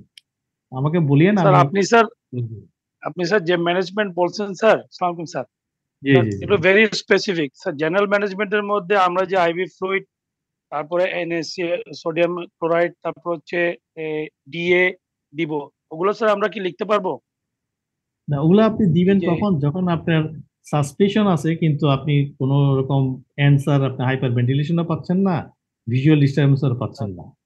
তার মানে কি, একটা রোগী আপনি সাসপেক্ট করলেন ও অ্যাওয়েকেনিং আছে কিন্তু হাইপার ভেন্টিলেটর করতেছে না, ভিজুয়াল ডিস্টারবেন্স করতেছে না, তাহলে এটা কি? তাহলে it may not be methanol poisoning, right? অথবা যদি হয়েও থাকে ডায়াবেটিক কিটোসিস হতে পারে, তাহলে সেটা আর্লি প্রেজেন্টেশন হয়েছে, এটা ইউরেমিয়া হতে পারে, এটা স্যালিসাইলিক অ্যাসিড পয়জনিং হতে পারে। যেটাই হোক, প্রেজেন্টেশন আর্লি, তাকে অবজারভেশন করেন। কিন্তু যখনই হাইপার ভেন্টিলেট করা শুরু করবে, তখনই আমি তো বুঝতে পারতেছি না সেপারেট করবেন কেমনে। আপনি থায়ামিন দেন, জুক্সটোজ দেন, সোডিয়াম ক্লোরাইড দেন, দিয়ে রোগীটা খারাপ হয়েছে মানে এটা মিথানল পয়জন। যদি রোগী ইমপ্রুভমেন্ট হয়ে যায় তাহলে তো এটা আপনার নার্কোটিক্স অথবা ইথানল। Very simple. মানে থেরাপিউটিক ইন্টারভেনশন করে আপনি ডায়াগনোস করে ফেলতে পারবেন। আর বাকিগুলো অ্যান্সার যদি ইয়েস হয় তাহলে তো মিথানল পয়জনিং এর ম্যানেজমেন্ট দিয়ে দিবেন, তাই না? তাহলে হলো আমরা পরের স্টেশনে যাই। ওকে ওকে, এটা এটা আমি মনে করি একটু কঠিন। আমি জানি না, হয়তো পেরে গেছেন অনেকে। 40-year-old man receive a bone marrow transplantation, previously diagnosed for acute myelogenous leukemia. 2 days ago, patient developed itching, diarrhea, pain, and numbness of the limb. The skin lesion are shown picture. বলছে যে what is the complication arise? তো কি হয়েছে, আপনারা কি বলেন, একজন বলেন please. acute graft versus acute graft versus disease. Very good, excellent. Acute graft versus host disease, absolutely brilliant. এবং এটাই কিন্তু answer. Write 5 more important risk factor to develop such complication. Write 4 other abdominal conditions that may arise beside diarrhea. Write 3 important drugs in treating the complication. প্রশ্নগুলা এমনভাবে করা হয়েছে যাতে আপনারা acute ভাবে, কেমন? কারণ আপনি দেখবেন যে প্রশ্নের ভিতরে কতগুলো জিনিস বলে ফেলছে, যে জিনিসটা বলে ফেলছে এটা হচ্ছে যে অ্যাবডোমিনাল কন্ডিশন গুলাকে হাইলাইট করতেছে, স্কিনের কন্ডিশন গুলাকে হাইলাইট করতেছে।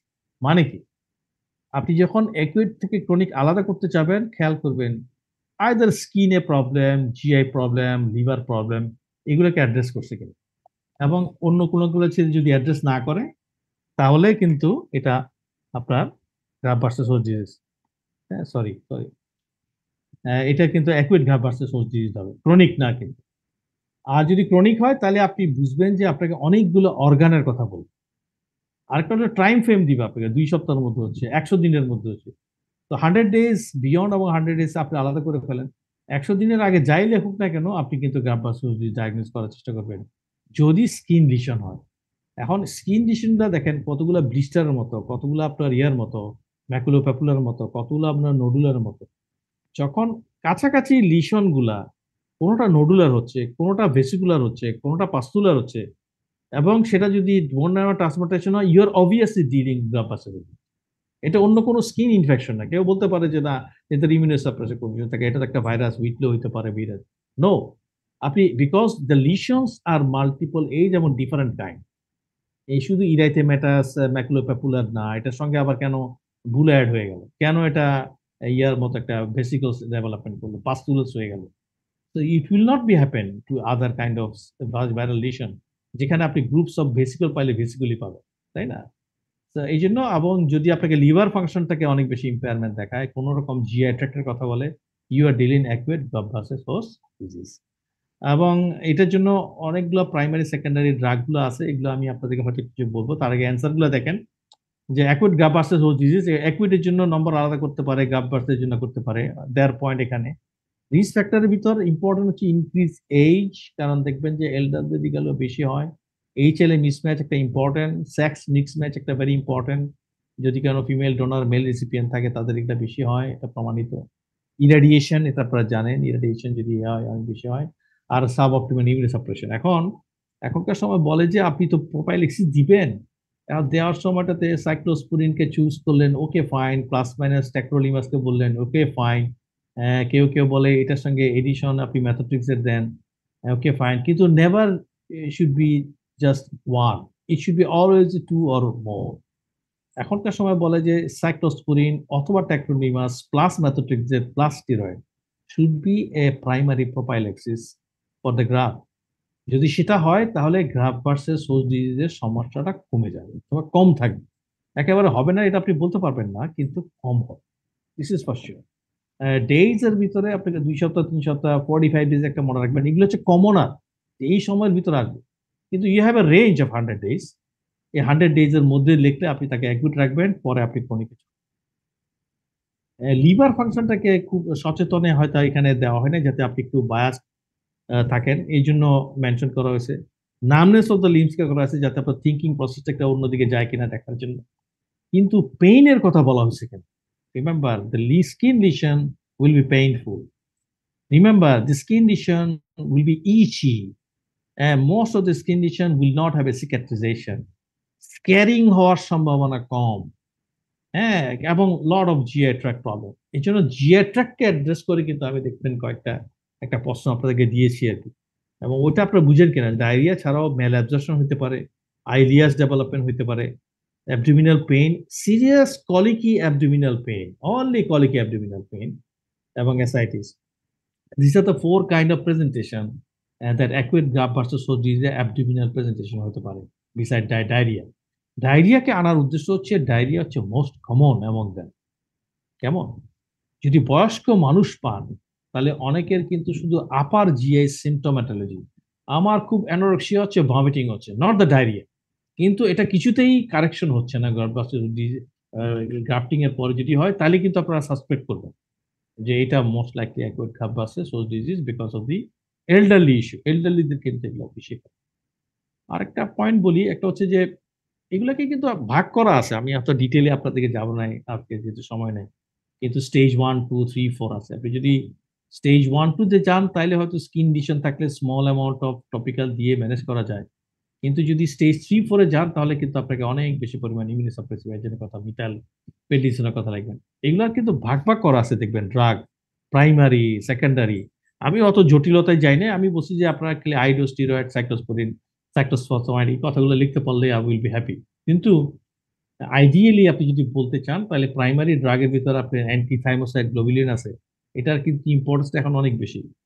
সাইক্লোফসফাইড ছাড়া আপনার, সাইক্লোস্পোরিন ছাড়া আপনার সিরুলিমাস একটা ড্রাগ আছে। বলা যে আপনি এই সাইক্লোস্পোরিনের সঙ্গে সিরুলিমাসকে অ্যাড করেন অথবা ট্যাক্রোলিমাসকে সঙ্গে সিরুলিমাসকে আপনি অ্যাড করে দেন প্রাইমারি প্রোপাইলেক্সিসের জন্য, তাহলে কিন্তু আপনার অ্যাকুইট গ্রাফ ভার্সাস রেজিস্ট্রেশন কম হবে। মাইক্রোফেনলের মপিটিল আছে, কিছু মনোক্লোনাল অ্যান্টিবডি ভাইরাসে আপনারা দেখবেন যে ড্যাকলিজুম্যাব অথবা অ্যান্টি ইন্টারলিউকিন 1-2 রিসিপ্টর অ্যাগনিস্ট অথবা অ্যান্টাগনিস্ট।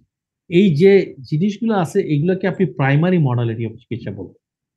আর যদি বলা যায় সেকেন্ডারি মানে এই ড্রাগগুলো তো থাকবে, এটার সঙ্গে আপনি সরালেন আছে স্কিনের জন্য, পুভা আছে যেগুলো আপনার সোরিয়াসিসে ব্যবহার করা হয়, ইনফ্লেক্সিমেব আছে, ইটানারসেপ্ট আছে, একটা ড্রাগ আছে ওকিটে 3 আপনারা জানেন, রক্সোলিতিমিব যেটা আপনার ইমাতিনিবের পরের জেনারেশন। এই ড্রাগগুলোকে তখন আপনারা নিয়ে আসবেন যে এই ড্রাগগুলো সহ আমরা একটা সেকেন্ডারি ড্রাগস গুলা দিতে পারি অ্যাকুইট গ্রাফ ভার্সাস ডিজিজের জন্য আর কি। তাহলে এই হচ্ছে ইয়া। আর ক্রনিকের ক্ষেত্রে আপনাকে কিন্তু বলবে যে নিউরোলজিক্যালের কথা বলছেন কিনা, কোন রকম ফিচার গুলা মায়াস্থেনিয়া গ্রেভিস, পলিমায়াসাইটিসের মতো ফিচার, কোথাও স্ক্লেরোডার্মার মতো ফিচার হয়ে গেছে, ইনভলভমেন্ট অফ দ্য পালমোনারি কথাকে জানাইছে, ইনভলভমেন্ট অফ দ্য আদার কার্ডিয়াকের কথা জানাইছে। এই ধরনের অনেকগুলো অর্গানকে যখন নিয়ে আসবে তখন বুঝবেন যে আপনার প্রশ্নটা হয়তো ক্রনিক গ্রাফ ভার্সাস সোজ ডিজিজের দিকে নিয়ে নেওয়ার চেষ্টা করতেছে। তখনও কিন্তু প্রাইমারি সেকেন্ডারি ড্রাগগুলো পার্থক্য আছে, কিন্তু খালি প্রিন্সিপালটা মনে রাখবেন যে আপনি প্রাইমারি ড্রাগ মানে সেকেন্ডারি যদি ক্রনিক গ্রাফ ভার্সাস ডিজিজ হয়, steroid is a must, tacrolimus is a must, cyclosporine is a must, sirolimus is a must, thalidomide is a must. এর মধ্যে থেকে আপনাকে চুজ করতে হবে। আর যদি সেকেন্ডারি ড্রাগ হয় তাহলে যে কতগুলো বলছি না যে এটিজি, মিথাইলপ্রেনিসোলন, যত ধরনের ড্রাগের কথা বললাম আর কি, এগুলো সবগুলোকে আর নিয়ে আসবে। মনোক্লোনাল অ্যান্টিবডি, রক্সোলেতিম্যাব, বেবাসিম্যাব, ইভেন আপনি এখনকার সময় পুবা টুবা সব সুদ্ধা দিচ্ছে এই ক্রনিক, কারণ ওটা তো তখন আর কিছু করার নাই। You have to get for many other agents, combinations of the 7-8 যা এজেন্ট দেওয়া যায়। এগুলা দিয়ে আপনারা একটু গ্রাফ ভার্সাস ডিজিজ ম্যানেজমেন্ট করার চেষ্টা করবেন। আমি জানি না হয়তো আপনাদের অনেকেরই পেরেছেন এটা, but it was not easy আর কি। Okay, thank you. আমরা নেক্সট সাথে যাই না। স্টেশন 5, এটা 30-year-old gentleman present with recurrent painful oral lesion as have been shown in picture 3, এবং 3 months back বলা হচ্ছে যে episode of red painful eyes responded with steroid eye drop. এবং ছবিগুলো দেখেন যে একদম অবভিয়াসলি গ্রস কিছু জিনিস দেখানো হচ্ছে। এটা অ্যাপথাস আলসারেশন একটা টাং এর সাইডে, এবং 1, 2, 3, 4, 5, 6, 7 almost 8 to 9 bizarre shape of the aphthous ulceration. এবং পয়েন্ট হচ্ছে যে রিকারেন্ট। এখন আপনি যদি রিকারেন্ট পেইনফুল ওরাল আলসারেশনের সঙ্গে একটা পয়েন্ট বলে যে চোখে কোনো সময় ছিল এবং স্টেরয়েড, মানে এটা বোঝানোর চেষ্টা করতেছে কি যেটা কোনো না কোনো সময় তার ইউভেটিস। সো দ্য ডায়াগনোসিস কি? ডায়াগনোসিস ইজ অবভিয়াসলি বুঝতেই পারছেন, অ্যাবসলিউটলি কারেক্ট, অ্যাবসলিউটলি এক্সেলেন্ট। তাহলে 6 আদার সিস্টেম, এখন বলতেছে যে আর কি কি সিস্টেম আপনি দেখবেন, কারণ আপনি তো এটা ভাস্কুলারাইজ করছেন, কিন্তু ভাস্কুলারাইজ হলেও প্রিডমিনেন্টলি 5-6টা সিস্টেমকে কিন্তু এটা এফেক্ট করতে পারে। তো সেটা আপনি আসলে মাথায় রাখছেন কিনা এটার জন্য প্রশ্ন। লাইকলি ডায়াগনোসিসে আপনি অ্যান্সার থেকে আপনি পাস করে বেরিয়ে আসতে পারবেন। 1 টেস্ট, এটা তো জানেনই, প্যাথোলজি টেস্টকে বোঝানো হচ্ছে, আর 4টা এজেন্টস যেটা আপনি হাই কমপ্লিকেশনের জিনিস। এখানেও কিন্তু আপনি দেখবেন ফার্স্ট লাইন লিখছি, কারণ দেয়ার আর অ্যাটলিস্ট 10-12 ধরনের ড্রাগ কিন্তু আইএ ব্যবহার করা হয়, কিন্তু প্রথম লাইনে যদি বলেন তাহলে কিন্তু আসলে চারটায় আছে। তো আসেন অ্যান্সার গুলো আমরা দেখি। তো একটা হচ্ছে যে আমরা তো ডেফিনেটলি যেটা আছে এর বাইরে আমাদেরকে স্কিন দেখতে হবে, তাই না? কারণ স্কিন একটা ইম্পর্টেন্ট ক্রাইটেরিয়া কিন্তু। আপনারা জানেন যে এখন ব্যাচেস ডিজিজের ডায়াগনস্টিক ক্রাইটেরিয়া করে আর কি, তো আমি আসতেছি। তার আগে বলি একটা genitals very important, skin very important, gastrointestinal system, musculoskeletal system যেটা আর্থ্রালজিয়া করাতে পারে, nervous system can causes vasculitic ischemic stroke থেকে অনেক কিছু করতে পারে, এবং ভাস্কুলার সিস্টেম রেস্ট গুলা নির্ভর করবে ভাস্কুলার সিস্টেম, সেটা পালমোনারি হতে পারে, অন্য জায়গায় হতে পারে, কিন্তু ইটস নট ভেরি কমন। তো এই জন্য বেশি হচ্ছে স্কিন, জেনিটাল, গ্যাস্ট্রোইন্টেস্টিনাল, মাসকুলারটা নিয়ে নার্ভাস সিস্টেম, আইস। আর যদি ডায়াগনস্টিক ক্রাইটেরিয়া বলেন তাহলে এখন আসলে দুইটা ক্রাইটেরিয়া আছে, একটা ইন্টারন্যাশনাল সোসাইটি একটা আছে আপনারা জানেন, ওরা কিন্তু বলছে ওদের জন্য সহজ যে বছরে 3বারের বেশি আপনার কোনো অ্যাপটাস আলসারেশনের সঙ্গে তাদের কোনো স্কিন, জেনিটাল, প্যাথার্জিটিস এবং একই সঙ্গে আই, এই চারটার মধ্যে দুইটা থাকলে you have a reach diagnosis. কেমন? তাহলে আপনার আসলে মূল জায়গাটা হচ্ছে অ্যাপটাস আলসারেশন, এটা বছরে 3টার বেশি এপিসোড হলেই ইউল বি হ্যাপি। অনেক সময় 5-6টা হয়, কিন্তু 3-এর বেশি থাকলে ডায়াগনস্টিক ক্রাইটেরিয়া পড়ে যাবে। আরেকটা হলো very recently international centre of ব্যাচের ডিজিজ আছে, ওরা একটা ক্রাইটেরিয়া করছে, এটা স্কোরিং সিস্টেম দিয়ে আর কি, যেখানে স্কিন, জেনিটাল এবং অ্যাপটাস আছে এগুলোর জন্য ওরা 2-2 করে পয়েন্ট দিয়ে দিচ্ছে। প্যাথার্জি টেস্টের জন্য 1 পয়েন্ট, নার্ভাস সিস্টেমের জন্য 1 পয়েন্ট, মাসকুলোস্কেলেটাল জন্য 1 পয়েন্ট। এই স্কোরের ভিতরে আপনি 4-এর বেশি থাকলেই আপনি বলে ফেলতে পারতেছেন। So pathergy test is not be a important, যেটা থাকতেই হবে বলে কোনো কথা নেই ডায়াগনস্টিক ক্রাইটেরিয়াতে, সেটা ওরা সাজেস্ট করছে। এখন ইন্টারন্যাশনাল সেন্টার অফ ব্যাচের ডিজিজের ডায়াগনস্টিক ক্রাইটেরিয়ার সমস্যাটা হচ্ছে এটা সেন্সিটিভিটি ভালো, কিন্তু স্পেসিফিসিটি আবার কম। কিন্তু আপনি যদি বলেন যে না 3বারের বেশি কারো অ্যাপটাস আলসারেশনের সঙ্গে 2 ক্রাইটেরিয়া আউট অফ 4 হয়ে যায়, তাহলে কিন্তু এটা স্পেসিফিসিটি অনেক বেশি। তো যেটাই ফলো করেন না কেন, ডায়াগনস্টিক ক্রাইটেরিয়া দিলে যদি কোনো কোশ্চেন এভাবে আসে, এই দুইটা একটু ক্রাইটেরিয়া একটু মাথায় রাখিয়েন, তাহলে আপনার অ্যান্সার বেরিয়ে আসতে পারবে। আর প্যাথার্জি টেস্ট ভেরি সিম্পল আসলে, এটা বুঝছেন না, একটা স্টেরাইল নিডল লাগবে, আপনি শুধুমাত্র নিডল দিয়ে ইনকর্পোরেশন করবেন এবং খেয়াল করবেন যে 2 সেন্টিমিটার এরিয়া ব্যাপী একটা হুইল, ইরাইথেমাটাস হুইল চলে আসছে কিনা, that will be a pathergy test positivity. তো এটা বেচার ডিজিজের জন্য একটা ইম্পর্টেন্ট টেস্ট, কিন্তু এটা যে অ্যাবসলিউটলি এটার জন্য ইন্ডিকেটেড আছে তা না, কিন্তু ডায়াগনস্টিক ক্রাইটেরিয়াতে দুইটা ক্লাসিফিকেশনের মধ্যেই কিন্তু এটাকে রাখা হয়েছে, এই জন্য এটা ইম্পর্টেন্ট, মাথায় মনে রাখবেন আর কি। আর চোখের ব্যাপারটা ইম্পর্টেন্ট, কারণ কি স্যার চোখ এবং নার্ভাস, হ্যাঁ বলেন। স্যার এটা কি 2 সেন্টিমিটার এরিয়াতে এটা সুইল হবে না পাস্টিউল অ্যাপিয়ার করবে pustule, sir? Pustule not necessarily pustule হবে, পাস্টিউল হইতে পারে যদি এটা আপনার সিভিয়ার ব্যাচেট হয়, এটাও তো ব্যাচেটে তো সিভিয়ারিটি আছে, কিন্তু আপনার ইরাইথেমাটাস নোডিউল হিসাবে সেটা থাকতে পারে, সেটা পাস্টিউল ডেভেলপমেন্ট করে ফেলতে পারে, কিন্তু তো নট নেসেসারিলি এটা পাস্টিউল হইতে হবে। কারণ আমি বলি যে ব্যাচেটে যে স্কিনে ম্যানিফেস্টেশন আসে, পাস্টিউল ছাড়াও আরো অন্য ধরনের ম্যানিফেস্টেশন হইতে পারে, মনে করেন যে ইরাইথেমা নডোসাম হয়ে যেতে পারে, এটাও কিন্তু one of the important skin manifestation. আবার কারো ক্ষেত্রে শুধুমাত্র ফ্ল্যাট কিছু লিশন আসছে, সেটাও কিন্তু আপনার ব্যাচের ডিজিজের ফাইন্ডিং আসতে পারে স্কিনে। তো এই জন্য নট নেসেসারিলি অলওয়েজ এটা পাস্টিউল হবে। কেমন?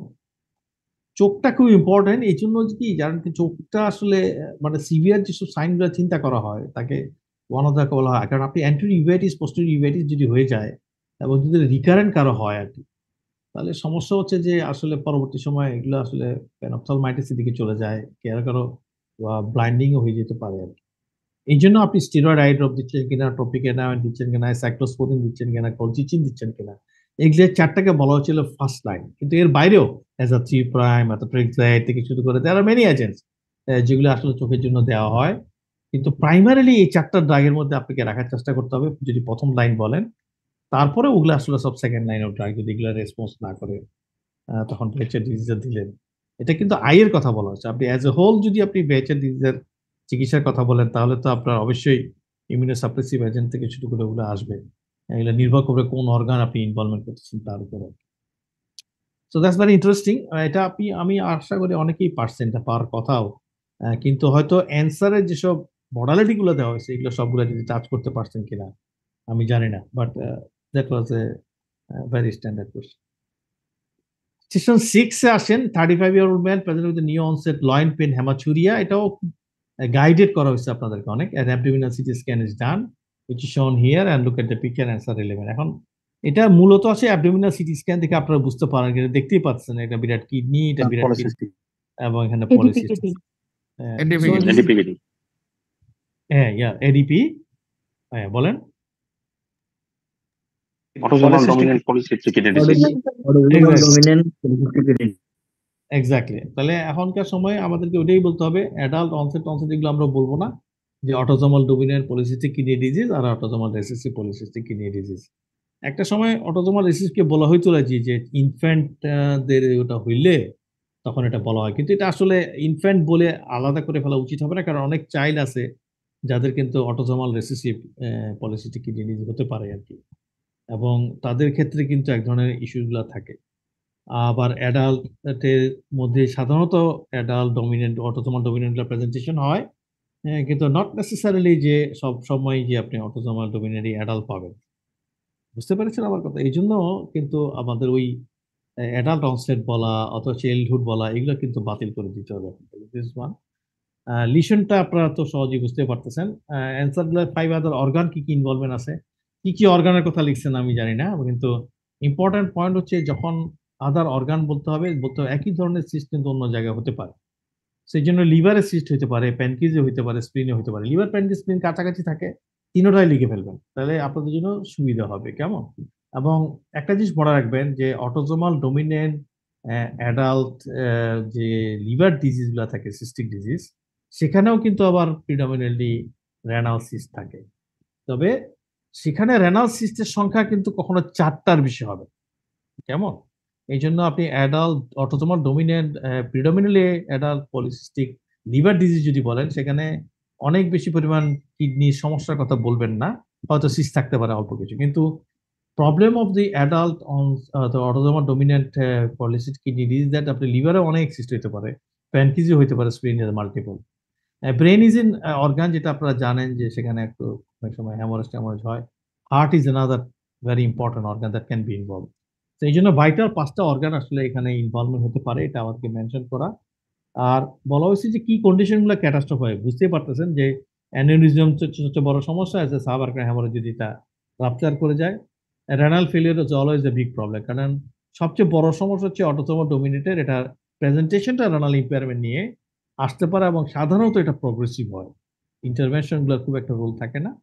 আরেকটা হলো যে এদের অনেকেরই হাইপারটেনশন থাকে, এটা আপনারা জানেন, one of the important cause of secondary hypertension, এবং অনেক ক্ষেত্রে কিন্তু হাইপারটেনশনটা কন্ট্রোল হতে চায় না, এনসেফালোপ্যাথি হয়ে যায় আর কি। তো এই 3টা কন্ডিশন আর খুব খারাপ আর কি, যেগুলোর মাধ্যমে রোগীগুলা ক্যাটাস্ট্রফে যেতে পারে। আরেকটা হচ্ছে পলিসিস্টিক কিডনি ডিজিজের জিন ডিফেক্ট আছে, একটা হচ্ছে ক্রোমোজোমাল 16 এর প্রবলেম, আরেকটা হচ্ছে ক্রোমোজোমাল 4 এর ডিফেক্ট আর কি। তো ক্রোমোজোমাল 16 এর ডিফেক্ট যেগুলো, এইগুলোর ক্ষেত্রে কিন্তু একসময় দেখবেন যে আল্ট্রাসাউন্ডে কিছু ক্রাইটেরিয়া ঠিক করছিল ওইগুলোর উপর ভিত্তি করে, যে PKD1 diagnosis will be easy যদি আমরা এমন পাই যে দুই দিকের সিস্ট দেখলাম, যদি আবার এমন হয় বয়স 30 থেকে প্রায় আপনার 50 ইয়া পর্যন্ত চলে গেছে, সেখানে আমাদের 3টা সিস্ট থাকলে হবে, একটা কিডনিতে থাকবে অথবা 2টা কিডনিতে থাকবে। আর যদি এইজ বেশি বাড়ান তাহলে 2টা কিডনিতে 2টা থাকতে হবে, যদি 60-র উপরে করেন 2টা কিডনিতে 4টা থাকতে হবে। তো দ্যাটস দ্য ইজি ক্রাইটেরিয়া। তো এই ক্রাইটেরিয়াতে কিন্তু ধরেন পলিসিস্টিক কিডনি ডিজিজ 2 কে কভার করা যায় না, ক্রোমোজোমাল 4 এর ডিফেক্ট। তো এই জন্য এখনকার সময় বলতেছে যে না, আমরা এটা করি যে 3টা সিস্ট থাকুক, যদি বয়স 30 থেকে 40-এর মধ্যে থাকুক, কিন্তু যে কোনো একটা কিডনিতে থাকতে হবে। কিন্তু যখনই 2টা কিডনির কথা আসবে, মিনিমাম 2টা সিস্ট 2টা কিডনিতে থাকতে হবে, when the age is more than 40, তাহলে আমাদের জন্য সুবিধা। বাকিটা আমরা একই রকম রাখলাম, যে ঠিক আছে 3টা সিট 4টা সিট যদি 60 এর উপর থাকে, তাহলে আল্ট্রাসাউন্ডের ক্রাইটেরিয়া ফিল আপ হয়ে গেল আর কি। সেখানে PKD1 PKD2 দুইটা জিন ডিফেক্টই আসলে কভার হয়ে যাবে। অনেক সময় এগুলোকে সার্জারি করে, কিন্তু আসলে সার্জারি করে কি লাভ হবে জেনেটিক ডিফেক্টে? তো এই জন্য অনেক সময় নেফ্রেক্টমি করে ফেলে, বুঝছেন না, যে এত বেশি প্রগ্রেসিভলি হ্যামাটোরিয়া পেইন হয়েছে, এটা অনেক সময় করে ফেলে আর কি, তখন 2টা নেফ্রেক্টমি করে, লিভার ট্রান্সপ্লান্ট করে। এগুলো কেউ করতেছে টু হ্যাভ এ লাইফকে এক্সটেনশন করা যায় কিনা, কিন্তু বাট বেসিক্যালি যেহেতু এটা অটোজোমাল ডমিনেন্ট ডিসঅর্ডার, আমাদেরকে ভাবতেই হবে যে this is play the major role. এর জন্য কিউরেটিভ ইন্টেন্ট কারেটিভ ইন্টেন্ট না বলে এগুলো যাই কিছু করি না কেন আমরা সার্জারি বা মেডিসিন অল আর সাপোর্টিভ, তাই না? তো এটা এগুলো একটু ডিসকাশন আপনাদের জন্য কিছু কথাবার্তা একটু বলে ফেলতেছি, আমি জানি না বিরক্ত হচ্ছেন কিনা। নেক্সট স্টেশনে চলে আসি তাহলে আপনাদের সঙ্গে, স্টেশন 7। এটা কিন্তু আমি বলেছি it's a kind of the একদম যদি না হলে মডারেট পেরে যাওয়ার কথা আর কি। 26-year-old woman presented with a personality change, jaundice, joint pain এবং with the eye change। I change তো দেখতেই পাচ্ছেন তাই না? তো হোয়াট ইজ দ্য লিশন? লিশনটা তো অবভিয়াসলি, তাই না? তো এটা যখন দিবে তখন আসলে ও জানতে চাবে যে আপনি কেএফ রিং এর কথা লিখছেন, তো কাইজার ফাইজার প্রিন্টটা লিখছেন কিনা এবং বানানটা ঠিক লিখছেন কিনা। এটাও যে সবচেয়ে ইম্পর্টেন্ট ইস্যু আর কি, যে অনেকে আমরা কেএফ রিং লিখে ছেড়ে দিই, কিন্তু আইডিয়ালি এটাকে কেইজার ফেশিয়ার বলা উচিত আর কি। এবং right five are the neurological sign that may develop, কেন একটা তো পার্সোনালিটি চেঞ্জের কথা লিখছেই, এটাকে নিউরোলজিক্যাল সাইকোলজিক্যাল দুইটাই বলা আসতে পারে, কিন্তু আর কি কি হইতে পারে। 3 complication it May develop in hepatobiliary system, যদি জন্ডিসের কথা লিখছে, কিন্তু আপনি জানেন কিনা কি কি modality of the liver dysfunction সে করে এটা জানতে চাও। আর 5 কাইন্ড অফ ড্রাগস, যদিও 5 কাইন্ড অফ ড্রাগস এটা আপনাদের হয়তো কারো কারো আসতে পারে, কিন্তু কোশ্চেনের অ্যান্সার আসলে ডিফিকাল্ট না। আসেন আমরা অ্যান্সার দেখি। তো কেসার ফ্লেশার রিং বানানটা এরকমই হবে, আপনারা আশা করি বানান ঠিক মতো লিখছেন কিনা আমি জানি না। আর পার্সোনালিটি চেঞ্জ ছাড়া সবচেয়ে বেশি ইম্পর্টেন্ট হচ্ছে তাদের রিজিডিটি, ট্রেমর, স্পাস্টিসিটি, ডিজার্ট্রিয়া, ডিসফেজিয়া। এই পাঁচটা ইজ এ ভেরি কমন, এবং এগুলোর জন্য কিন্তু উইলসন ডিজিজ গুলোতে স্পেসিফিক কিছু মডালিটি অফ ফেশিয়াল এক্সপ্রেশন হয়। কেমন একেবারে অনেকে মাস্কিং হয় না, গ্রিমেসিং টাইপ অফ ফেশিয়াল, মানে কন্ট্রাকশনগুলো এমন ভাবে হবে ডিজার্ট্রিয়া, ডিসফেজিয়ার জন্য যে গ্রিমেসিং হয় in the lower part of the face. তো এই জন্য এই পাঁচটা মডালিটি গুলো খুব ইম্পর্টেন্ট, যেগুলো আসলে খুব common neurological manifestation in the Wilson disease.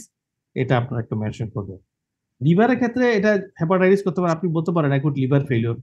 Acute liver failure যাই করুক হেপাটাইটিস হয়েই হইতে হবে, কেমন? এটা তো কোনো কন্ডিশন না যে এটা ক্রনিক লিভার ডিজিজ হবে, এটা আদার থিং হেপাটাইটিস ছাড়া হবে। So hepatitis is a kind of presentation যেটা লিভার ফেলিওর নিয়ে আসতে পারে। Cirrhosis is a common presentation, আর একটা হচ্ছে কোলেস্টেসিস। এবং কোলেস্টেসিসের জন্যই কিন্তু দেখবেন যে একটা সময় উইলসন ডিজিজে বলা হয়েছিল যে আপনারা অ্যালকালাইন ফসফেটেজ এবং বিলিরুবিনের রেশিও করেন। যদি দেখেন যে এই রেশিওগুলোর মধ্যে বিলিরুবিন উপরে নিচে অ্যালকালাইন ফসফেটেজ এবং সেটা মোর দেন 2:1, তাহলে আপনি ডিল করতেছেন এটা অ্যাকুট লিভার ফেলিওর করে ফেলবে। আর যদি ঠিক আর রিভার্সটা হয় তাহলে লাইকলি যে এটা আপনার ক্রনিক লিভার ডিজিজ করবে। তো এই জন্য উইলসন ডিজিজ আপনার সাসপিশন, সেখানে এসজিওটি এসজিপিটি থেকে মোর ইম্পর্টেন্ট আসবে, এবং বিলিরুবিন অ্যালকালাইন ফসফেটেজের ratio will become a very important pointer to make a differentiation between the acute liver failure and the chronic liver disease. কেমন? এটা একটু মাথায় রাখিয়েন, তাহলে আপনাদের জন্য হয়তো ভালো হবে। পেনিসিলামাইন আমরা দিই, এটা অলওয়েজ রেশিও হিসাবটা স্যার আরেকবার যদি একটু বলতেন, বিলিরুবিন আর এলফসের রেশিও। সেরাম বিলিরুবিন এবং অ্যালকালাইন ফসফেটেজ রেশিও, যদি এই রেশিওটা মোর দেন 2 ফোল্ড হয়, তাহলে লাইকলি যে এটা আপনার অ্যাকুট লিভার ফেলিওর করবে। কেমন? তার মানে কি, মানে আপনার অনেক বেশি জন্ডিস, অ্যালকালাইন ফসফেটেজ বেশি রেজ করতেছে না। উইলসন ডিজিজের ক্ষেত্রে আপনি এক্সপেক্ট করবেন ক্ষেত্রে, কারণ আপনি তো যে জেনেটিক ডিফেক্টটা করেন, সেই জেনেটিক ডিফেক্টের প্রাইমারি প্যাথোফিজিওলজিগুলো পয়েন্টটা হচ্ছে বাইলগুলো আপনার ইয়েতে আসতে পারতেছে না because of the defect in the tube as well. সুতরাং সেক্ষেত্রে আপনি তো এক্সপেক্ট করবেন কোলোস্টেসিসের ফিচারগুলো চলে আসবে, অ্যালকালাইন ফসফেটেজ বেশি আসবে। কিন্তু প্রবলেমটা হচ্ছে Wilson disease can causes acute liver failure, hepatitis করে। সেই জন্য বিলিরুবিন অথবা জন্ডিস অনেক বেশি হবে। তো জন্ডিস এবং অ্যালকালাইন ফসফেটেজ রেশিও যদি মোর দেন 2 চলে আসে তাহলে এটা ওইদিকে যাবে। আর যদি রিভার্স হয় তাহলে বুঝবেন যে এটা মোস্টলি কোলেস্টেসিস করতেছে, যেটার কারণে অ্যালকালাইন ফসফেটেজ বেশি, বিলিরুবিনটা কম। কেমন? আরেকটা হচ্ছে যে পেনিসিলামাইন জিঙ্ক দেওয়া হয়, এটা তো জানেন। জিঙ্ক এসিটেটটা লিখিয়েন, কারণ জিঙ্কের অন্য ফর্মুলেশন গুলো আসলে রিকমেন্ডেশন নাই আর। কেমন? ট্রাইয়েন্টিন তো আপনারা জানেনই। টেট্রাথায়োমোলিবডেট, এটা কিন্তু আমি বলবো যে ধরেন একটা ড্রাগ যেটা আসলে অনেকভাবে এটা ইউজ করা হয়েছিল, যদিও মার্কেটে এটা খুব একটা বেশি নাই, কারণ এটা খুব বেশি ল্যাবরেটরিতে ইউজ করা হয়েছে, অনেক বেশি ল্যাবরেটরিতে দেওয়ার মেনি ক্লিনিক্যাল ট্রায়াল দেওয়া হয়েছে, কিন্তু যে কোনো কারণে হোক এটা মার্কেটে খুব বেশি আসতে পারে নাই আর কি। তো এই জন্য এটা ড্রাগ এখনকার সময় তো আপনারা জানেন যে জিন থেরাপি তো অনেকগুলো জায়গাতে ট্রায়াল হয়েছে, কিছু দিছে, ওটাও দিতে পারেন। আমি কিন্তু ধরেন এই ইউএসএ এফডিএ অ্যাপ্রুভ যেসব, এগুলো কোনো কথা লিখি নাই। ইউএসএ এফডিএ ড্রাগ যদি অ্যাপ্রুভালের কথা বলেন তাহলে পেনিসিলামাইন, জিঙ্ক অ্যাসিড, ট্রায়ান্টিনে থেকে যাবেন, 3টা ড্রাগ। আর যদি বলে যে কি কি মডালিটিস, তাহলে আমি মনে করি যে এই 5টা ড্রাগকে আপনারা একটু অ্যাড্রেস করেন।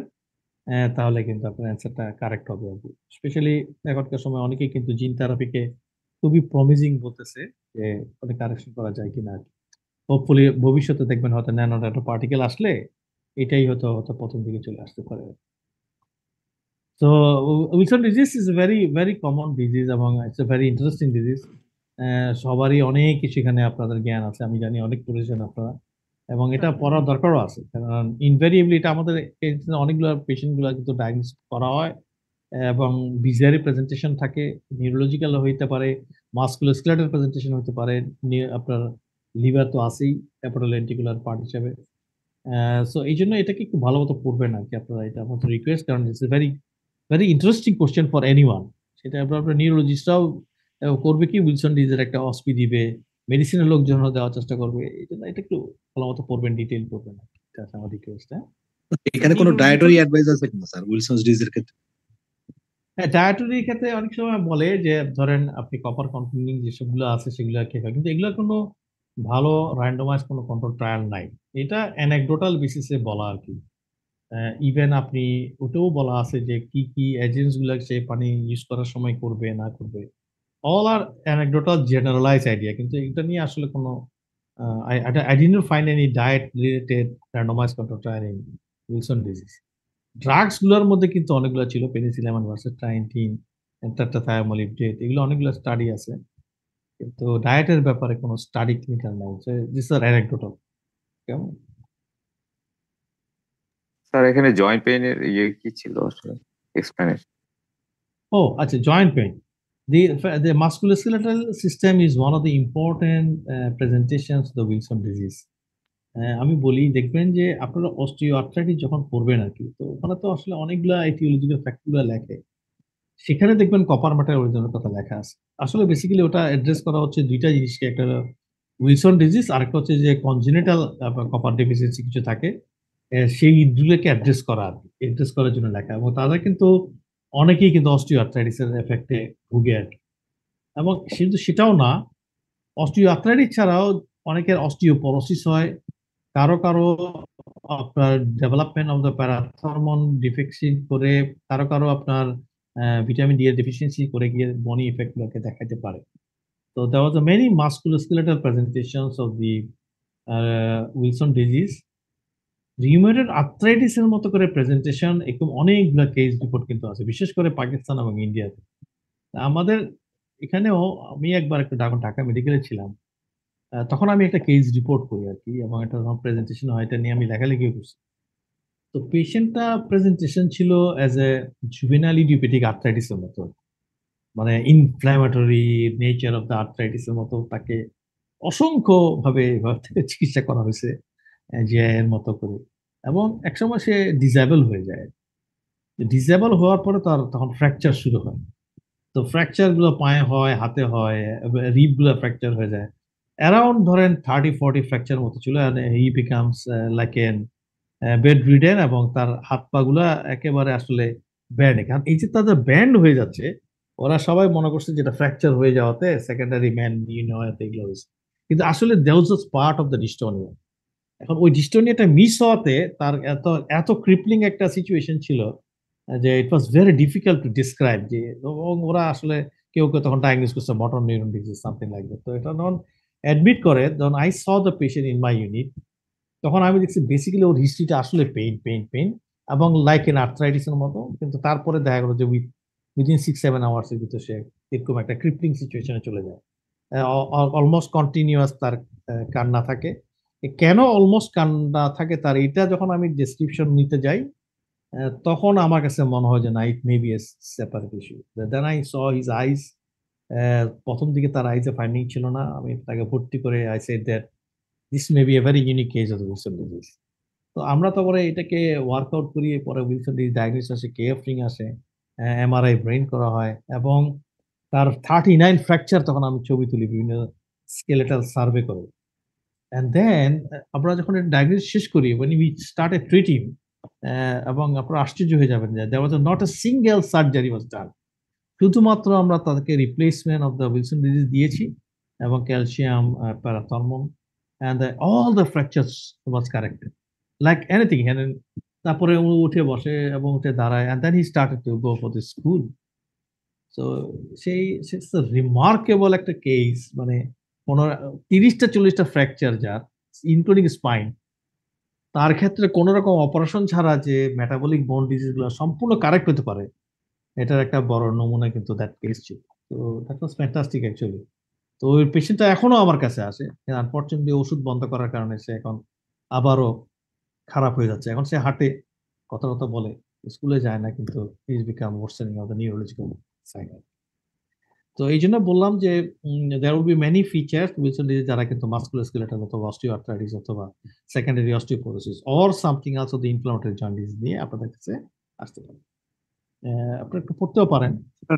সিউডোগাউট হতে পারে, সিউডোগাউট, ইয়েস, সিউডোগাউট হতে পারে তাদের, ইয়েস, ওখানেও কিন্তু উইলসন ডিজিজ। তো এই জন্য বলছি there are many presentations of the Wilson disease in the musculoskeletal system, surprise. এই জন্য অনেক সময় স্পন্ডল আর্থ্রাইটিস ভুল ডায়াগনোসিস হয়েছে, পরে এসে উইলসন ডায়াগনোসিস, এমনও কিন্তু অনেক কেস আছে। স্যার আমরা কি স্যার আরটিএ দিয়ে ব্যাখ্যা করা যায় ওই উইলসনটা আসলে, যেটা multiple fracture?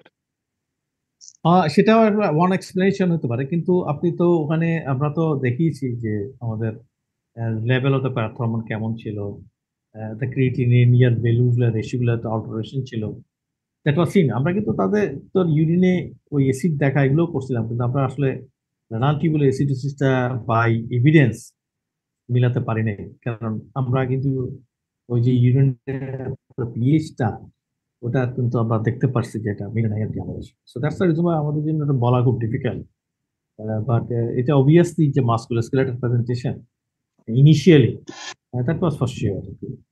For 6-7 years he was like this. কেমন? Thank you sir sir. Wilson Thank you. Fever নিয়ে সরি স্যার উইলসন ডিজিজ কি ফিভার নিয়ে আসতে পারে? Fever, Wilson disease, Wilson fever, জ্বর, ফিভার, আচ্ছা, শুধু জ্বর নিয়ে প্রেজেন্টেশন, এটা হইতে পারে ভেরি রেয়ারলি, তবে which will be a part of the involvement of the liver or something, কারণ আপনি তো হেপাটাইটিস নিয়ে যখন আসবেন তখন সে ফেব্রুয়ারি নিয়ে প্রেজেন্টেশন হতে পারে, কিন্তু নিউরোলজিক্যাল কোনো ম্যানিফেস্টেশনের ভিতরে অথবা মাসকুলোস্কেলেটাল ফিভার নিয়ে আসা এটা ভেরি ভেরি আনইউজুয়াল, খুবই আনইউজুয়াল। মানে হেপাটাইটিসের প্রেজেন্টেশন হলে তখন কিন্তু সে এটা নিয়ে আসতে পারে। আসসালামু আলাইকুম স্যার। বুঝলাম স্যার হেমোক্রোমাটোসিসে যদি আর্থ্রাইটিস মানে অস্টিওআর্থ্রাইটিস হয় সেটা আমরা জানি ইরিভার্সিবল, বাট উইলসনেরটা রিভার্সিবল, মানে কেন স্যার? ওয়েল, এই মেটাবলিক বোন ডিসগুলোর বিষয়গুলো হচ্ছে যে আপনি কারেকশন যদি মেটাবলিক মানে ক্যালসিয়াম বলেন আদার থিং এগুলোতে ডিসঅর্গানাইজ করে কোনো কিছু করেন, then you can be make it correction. আর আপনি যদি হেমোক্রোমাটোসিস বলেন, দ্যাটস এ এডিশনাল পয়েন্ট, ওখানে তো আপনি কিছু এডিশনাল জিনিস দিচ্ছেন, either toxin or by means of iron deposition. সুতরাং ওই আয়রন তো তার সুপার অক্সাইড রেডিকেল করে গিয়ে এটাকে ইরিভার্সিবল ড্যামেজ করে দিবে। তো ওই ক্ষেত্রে আপনি অস্টিওআর্থ্রাইটিসের রিভার্সিবিলিটি পাবেন না। কিন্তু উইলসন ডিজিজ হচ্ছে এমন একটা কন্ডিশন যেখানে কন্ডিশনগুলোতে আপনি যদি আর্লি ইন্টারভেনশন করতে পারেন অথবা যদি স্পেসিফিক কিছু দিতে পারেন, তাহলে অবভিয়াসলি সে রিভার্সিবল অনেক কিছু কন্ডিশন থাকে। ইভেন নিউরোলজিক্যালে যেসব জায়গাতে অনেক বড় বড় প্ল্যাক পাওয়া গেছে, গ্লিওসিস হয়ে গেছে ডিফারেন্ট জায়গাতে, আপনি যদি তাকে পেনিসিলামাইন অথবা ট্রায়ান্টিন দিয়ে দীর্ঘ সময় চিকিৎসা দেন, then this also said to be have improve, কারণ আপনি তো চিলেট করে ফেলতেছেন। যদি চিলেট করে নিয়ে আসেন জিনিসটা, ও তো আসলে টক্সিসিটি রাখতে পারবে না। আপনি আইদার এটাকে ঢুকাইতে মানা করে দেন, অ্যাবজর্পশন করেন, অথবা আপনি চিলেট করে নিয়ে আসেন। চিলেশন এজেন্ট দিলে তো এটা তো চলে যাবে।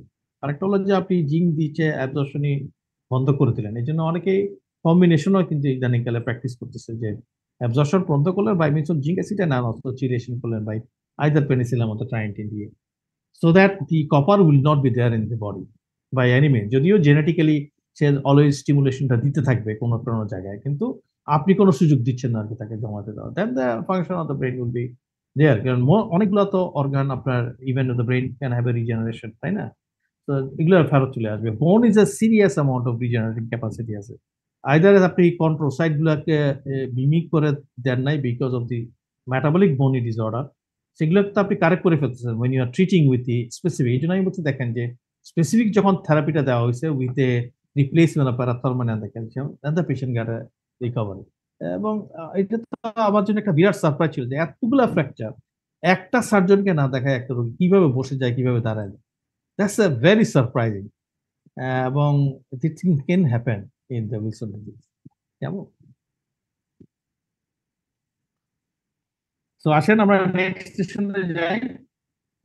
সেশন 8, 45-year-old ম্যান, উনি গত 3 বছর থেকে আছেন আনকন্ট্রোল হাইপারটেনশন নিয়ে, presented with history of headache, sweating, palpitation and later diagnosed as acute MI with CCF. এটা বলা হয়েছে অ্যানজিওগ্রাম ওয়াজ ফাউন্ড আনরিমার্কেবল, মানে আপনাদেরকে কতগুলো ক্লু দিয়ে দেওয়া হয়েছে সোজা হিসাব ওইগুলোর জন্য, এবং সিটি স্ক্যান অ্যাবডোমেন করা হচ্ছে। What is the most likely diagnosis? এটা তো নিশ্চয়ই আপনারা পারছেন, তাই না? এখানে দেখাচ্ছেও দেখবেন কিডনির মধ্যে একটা সুন্দর একটা লাইট, লাইট সাইড দিয়া। So what is it? Pheochromocytoma. Obviously ম্যাচটা ক্লিয়ারলি বোঝা যাচ্ছে। প্রশ্নটা আপনাদের জন্য একটু জটিল করার জন্য বলা হয়েছে যে আপনি 4টা ডিজিজকে বলবেন যেখানে এই ফিওক্রোমোসাইটোমা অ্যাসোসিয়েশন থাকতে পারে। তার মানে কোনো না কোনো জেনেটিক ডিজিজকে অ্যাড্রেস করতে বলা হয়েছে, কারণ হলে অ্যাসোসিয়েশন শব্দটা কেন আসবে। সুতরাং আপনি যদি ওই 4টা ডিজিজের কথা লেখেন তাহলে দেখবেন যে ওইখানে কিন্তু ফিওক্রোমোসাইটোমা আসতে পারে। আর বাকিটা তো স্ক্রিনিং টেস্ট আর ট্রিটমেন্ট মডালিটি, এগুলো কঠিন কিছু না, আমি জানি আপনাদের জন্য। আসেন আমরা অ্যান্সার দেখি। তাহলে মোস্ট লাইকলি একটা ফিওক্রোমোসাইটোমা, এখানে অনেক নম্বর, কিন্তু আসলে আপনি মাল্টিপল এন্ডোক্রাইন নিউপ্লাসিয়াতে ফিওক্রোমোসাইটোমা টাইপ 2 এ তো হয় কিনা, মাল্টিপল এন্ডোক্রাইন নিউপ্লাসিয়া টাইপ 2 তে ফিওক্রোমোসাইটোমা অ্যাসোসিয়েশন থাকে কিনা, এই জিনিসগুলো পড়েছেন কিনা এটা আমরা জানতে চাই। So it's a kind of, আমি বলবো যে মডারেট টাফ। নিউরোফাইব্রোমাটোসিস আপনারা জানেন, এটা তো অবভিয়াসলি ফিওক্রোমোসাইটোমা অ্যাসোসিয়েশন থাকে। আরেকটা হলো ভন হিপেল ল্যান্ডোর। ভন হিপেল ল্যান্ডোর অনেকগুলো কেস রিপোর্টে কিন্তু দেখবেন যে ফিওক্রোমোসাইটোমা উইথ অ্যাসোসিয়েশন। তো এই জন্য অ্যাসোসিয়েশনের কথাটা আসা হচ্ছে। আপনি জানেন এই 4টা আপনারা পারছেন কিনা, but that was very tricky question.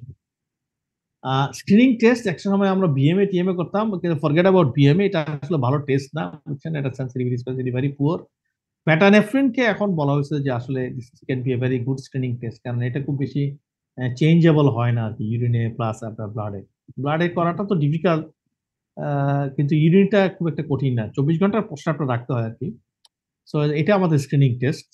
আর বলা হয়েছে দেখেন যে আপনি ইম্পর্টেন্ট মডালিটি কি কি, মানে যখন এই স্টেট মানে কোন স্টেট দেখেন, এই রোগীটাকে এমআই সিসিএফ সবকিছু তো আপনি আসলে ঠিক করে ডায়াগনোস করে ম্যানেজ করে ফেলছেন। তারপরে এখন কি করবেন আর কি? এখন প্রবলেম তো আনকন্ট্রোল হাইপারটেনশন ঘুরে ফিরে, তাই না? এবং ম্যানেজমেন্টের ভিতরে আনকন্ট্রোল হাইপারটেনশনের জন্য প্রথম আসলে আপনি আলফা ব্লকার ইনিশিয়ালি দিচ্ছেন কিনা, ফলোড বাই বিটা ব্লকার দিচ্ছেন কিনা, এটা ইম্পর্টেন্ট সাবসিকুয়েন্টলি। কারণ যদি আপনি বিটা ব্লকার আগে দেন, then there is every chance that the patient can have a serious impact of the tachycardia. এই জন্য তাদের ক্ষেত্রে কিন্তু এমআই হয়ে যাওয়ার সম্ভাবনা বেশি থাকে। এটা আপনার কোনো এনজিওগ্রামে কিছু আসবে না, but that's the sympathomimetic driven myocardial infarction. এবং সিম্পাথোমাইমেটিক ড্রিভেন মায়োকার্ডিয়াল ইনফার্কশনের একটা ইম্পর্টেন্ট কারণ হচ্ছে ওভার্টলি যদি আমরা বিটা 1 স্টিমুলেশন করাইতে পারি থ্রু হার্ট, এবং সেটা সম্ভব শুধুমাত্র যদি আলফা ব্লক করে ফেলেন, আবার বিটা ব্লকার দিয়ে ফেলেন আগে, rather than giving the alpha blocker. আর অবভিয়াসলি যে লাস্ট মডালিটি তো সার্জারি হবে, তাই না? Correction can. So the answer is not very difficult. আমি জানি না আপনাদের কেমন হয়েছে। তো I think this is good one. নেক্সটটাতে আমরা আসি।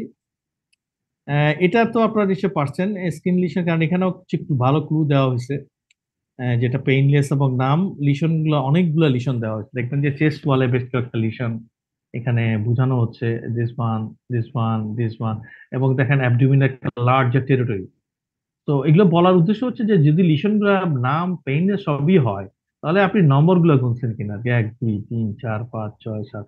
So different kind of figurating lesion but having a flat lesion, এটা কিন্তু এলিভেটর থাকতে পারে, আর্থিং করতে পারে, we are having a nameless pain. So it has to be leprosy, তাই না? এবং ল্যাপ্রোম্যাটাস ল্যাপ্রোসি হতে হবে, আদারওয়াইজ মিলবে না। কিন্তু আপনি যদি বায়োলেটারাল সিমেট্রিক্যাল করতেন, কেউ হয়তো বর্ডারলাইন, কেউ হয়তো ইনডিটারমিনেট টাইপ আনতে পারবেন, কিন্তু when you have a non symmetrical type of lesion having a different size pupil shape with a numbness and other thing, it has to be lepromatous leprosy. এই জন্য ডায়াগনোসিসটা আপনারা ল্যাপ্রোম্যাটাস ল্যাপ্রোসি লিখবেন।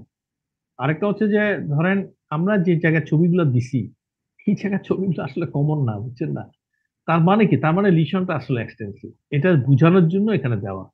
কারণ আদার সাইড গুলো more common rather than the abdomen and the lower part of trunk. Even যদি আমি upper part of the chest বলে দিতাম, তাহলে হয়তো আপনাদের জন্য অনেক বেশি ইজি হতো, অথবা সবার জন্য ইজি হতো। কিন্তু এটা তো পোস্ট গ্রাজুয়েট পরীক্ষা, সুতরাং আপনারা এক্সপেক্ট করবেন যে আনইউজুয়াল সাইডটা দিয়ে পরে কমন সাইটটা কি কি হইতে পারে জানার বোঝার চেষ্টা করা আর কি। হ্যাঁ, আর স্কিন ছাড়াও তার অনেক অর্গানিক ইনভলভমেন্ট আছে, কিন্তু কমন কোনটা চারটা ইনভলভমেন্ট হয় এটাকে আপনাকে জানতে হবে বেশি, কারণ ইনভলভমেন্ট তো অনেক জায়গায় হতে পারে। আর last of all 3 class of drug, এটা তো ইজি আমাদের জন্য। সো লেপ্রোমাটাস লেপ্রোসি, এটা লিখলে 2 পয়েন্ট পেয়ে যাবেন। সবচেয়ে কমন আসলে আমাদের ফেসিয়াল ইনভলভ, আপনারা লেনেন ফেসিস এর কথা জানেন। Ear is a one important area diagnostic, nose is another area যেখান থেকে ডায়াগনস্টিক করা হয়, এলবো খুঁজবেন, বাটক নি, এই this are more common area rather than the chest wall and trunk and abdomen. তো এই জন্য কমন 5টা জায়গাটা মাথায় মাথা রাখবেন, এগুলোতে বেশি খুঁজবেন, ফেসিয়াল, এলবো, বাটক নি, এবং রেয়ারলি আপনি হয়তো চেস্ট ওয়াল থেকে অন্য কোথাও পেয়ে যেতে পারেন।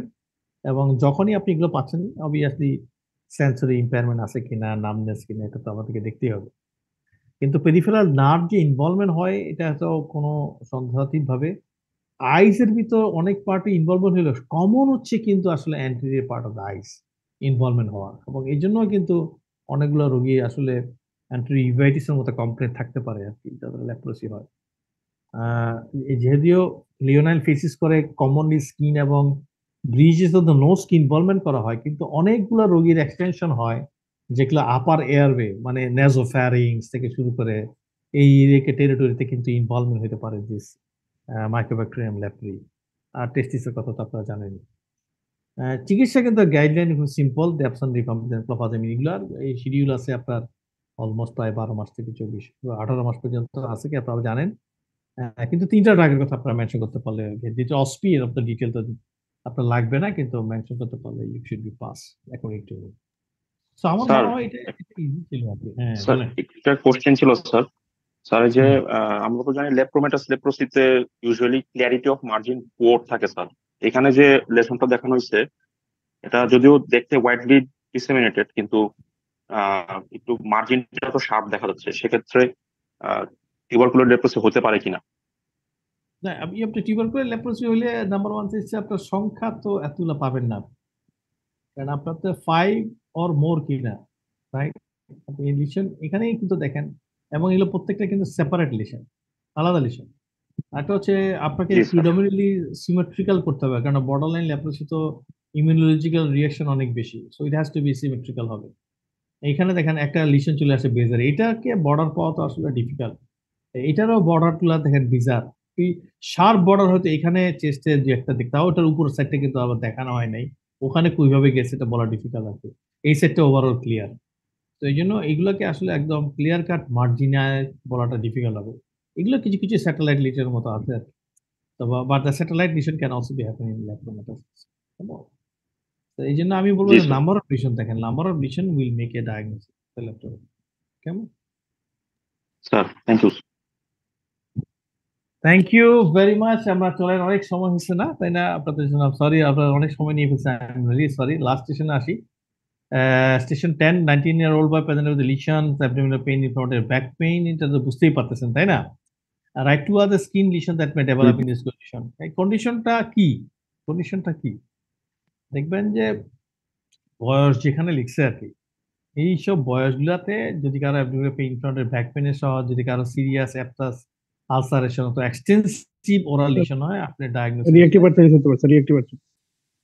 এক্স্যাক্টলি একটু আর্থ্রাইটিস হতে পারে, ক্রনস ডিজিজ। কেমন?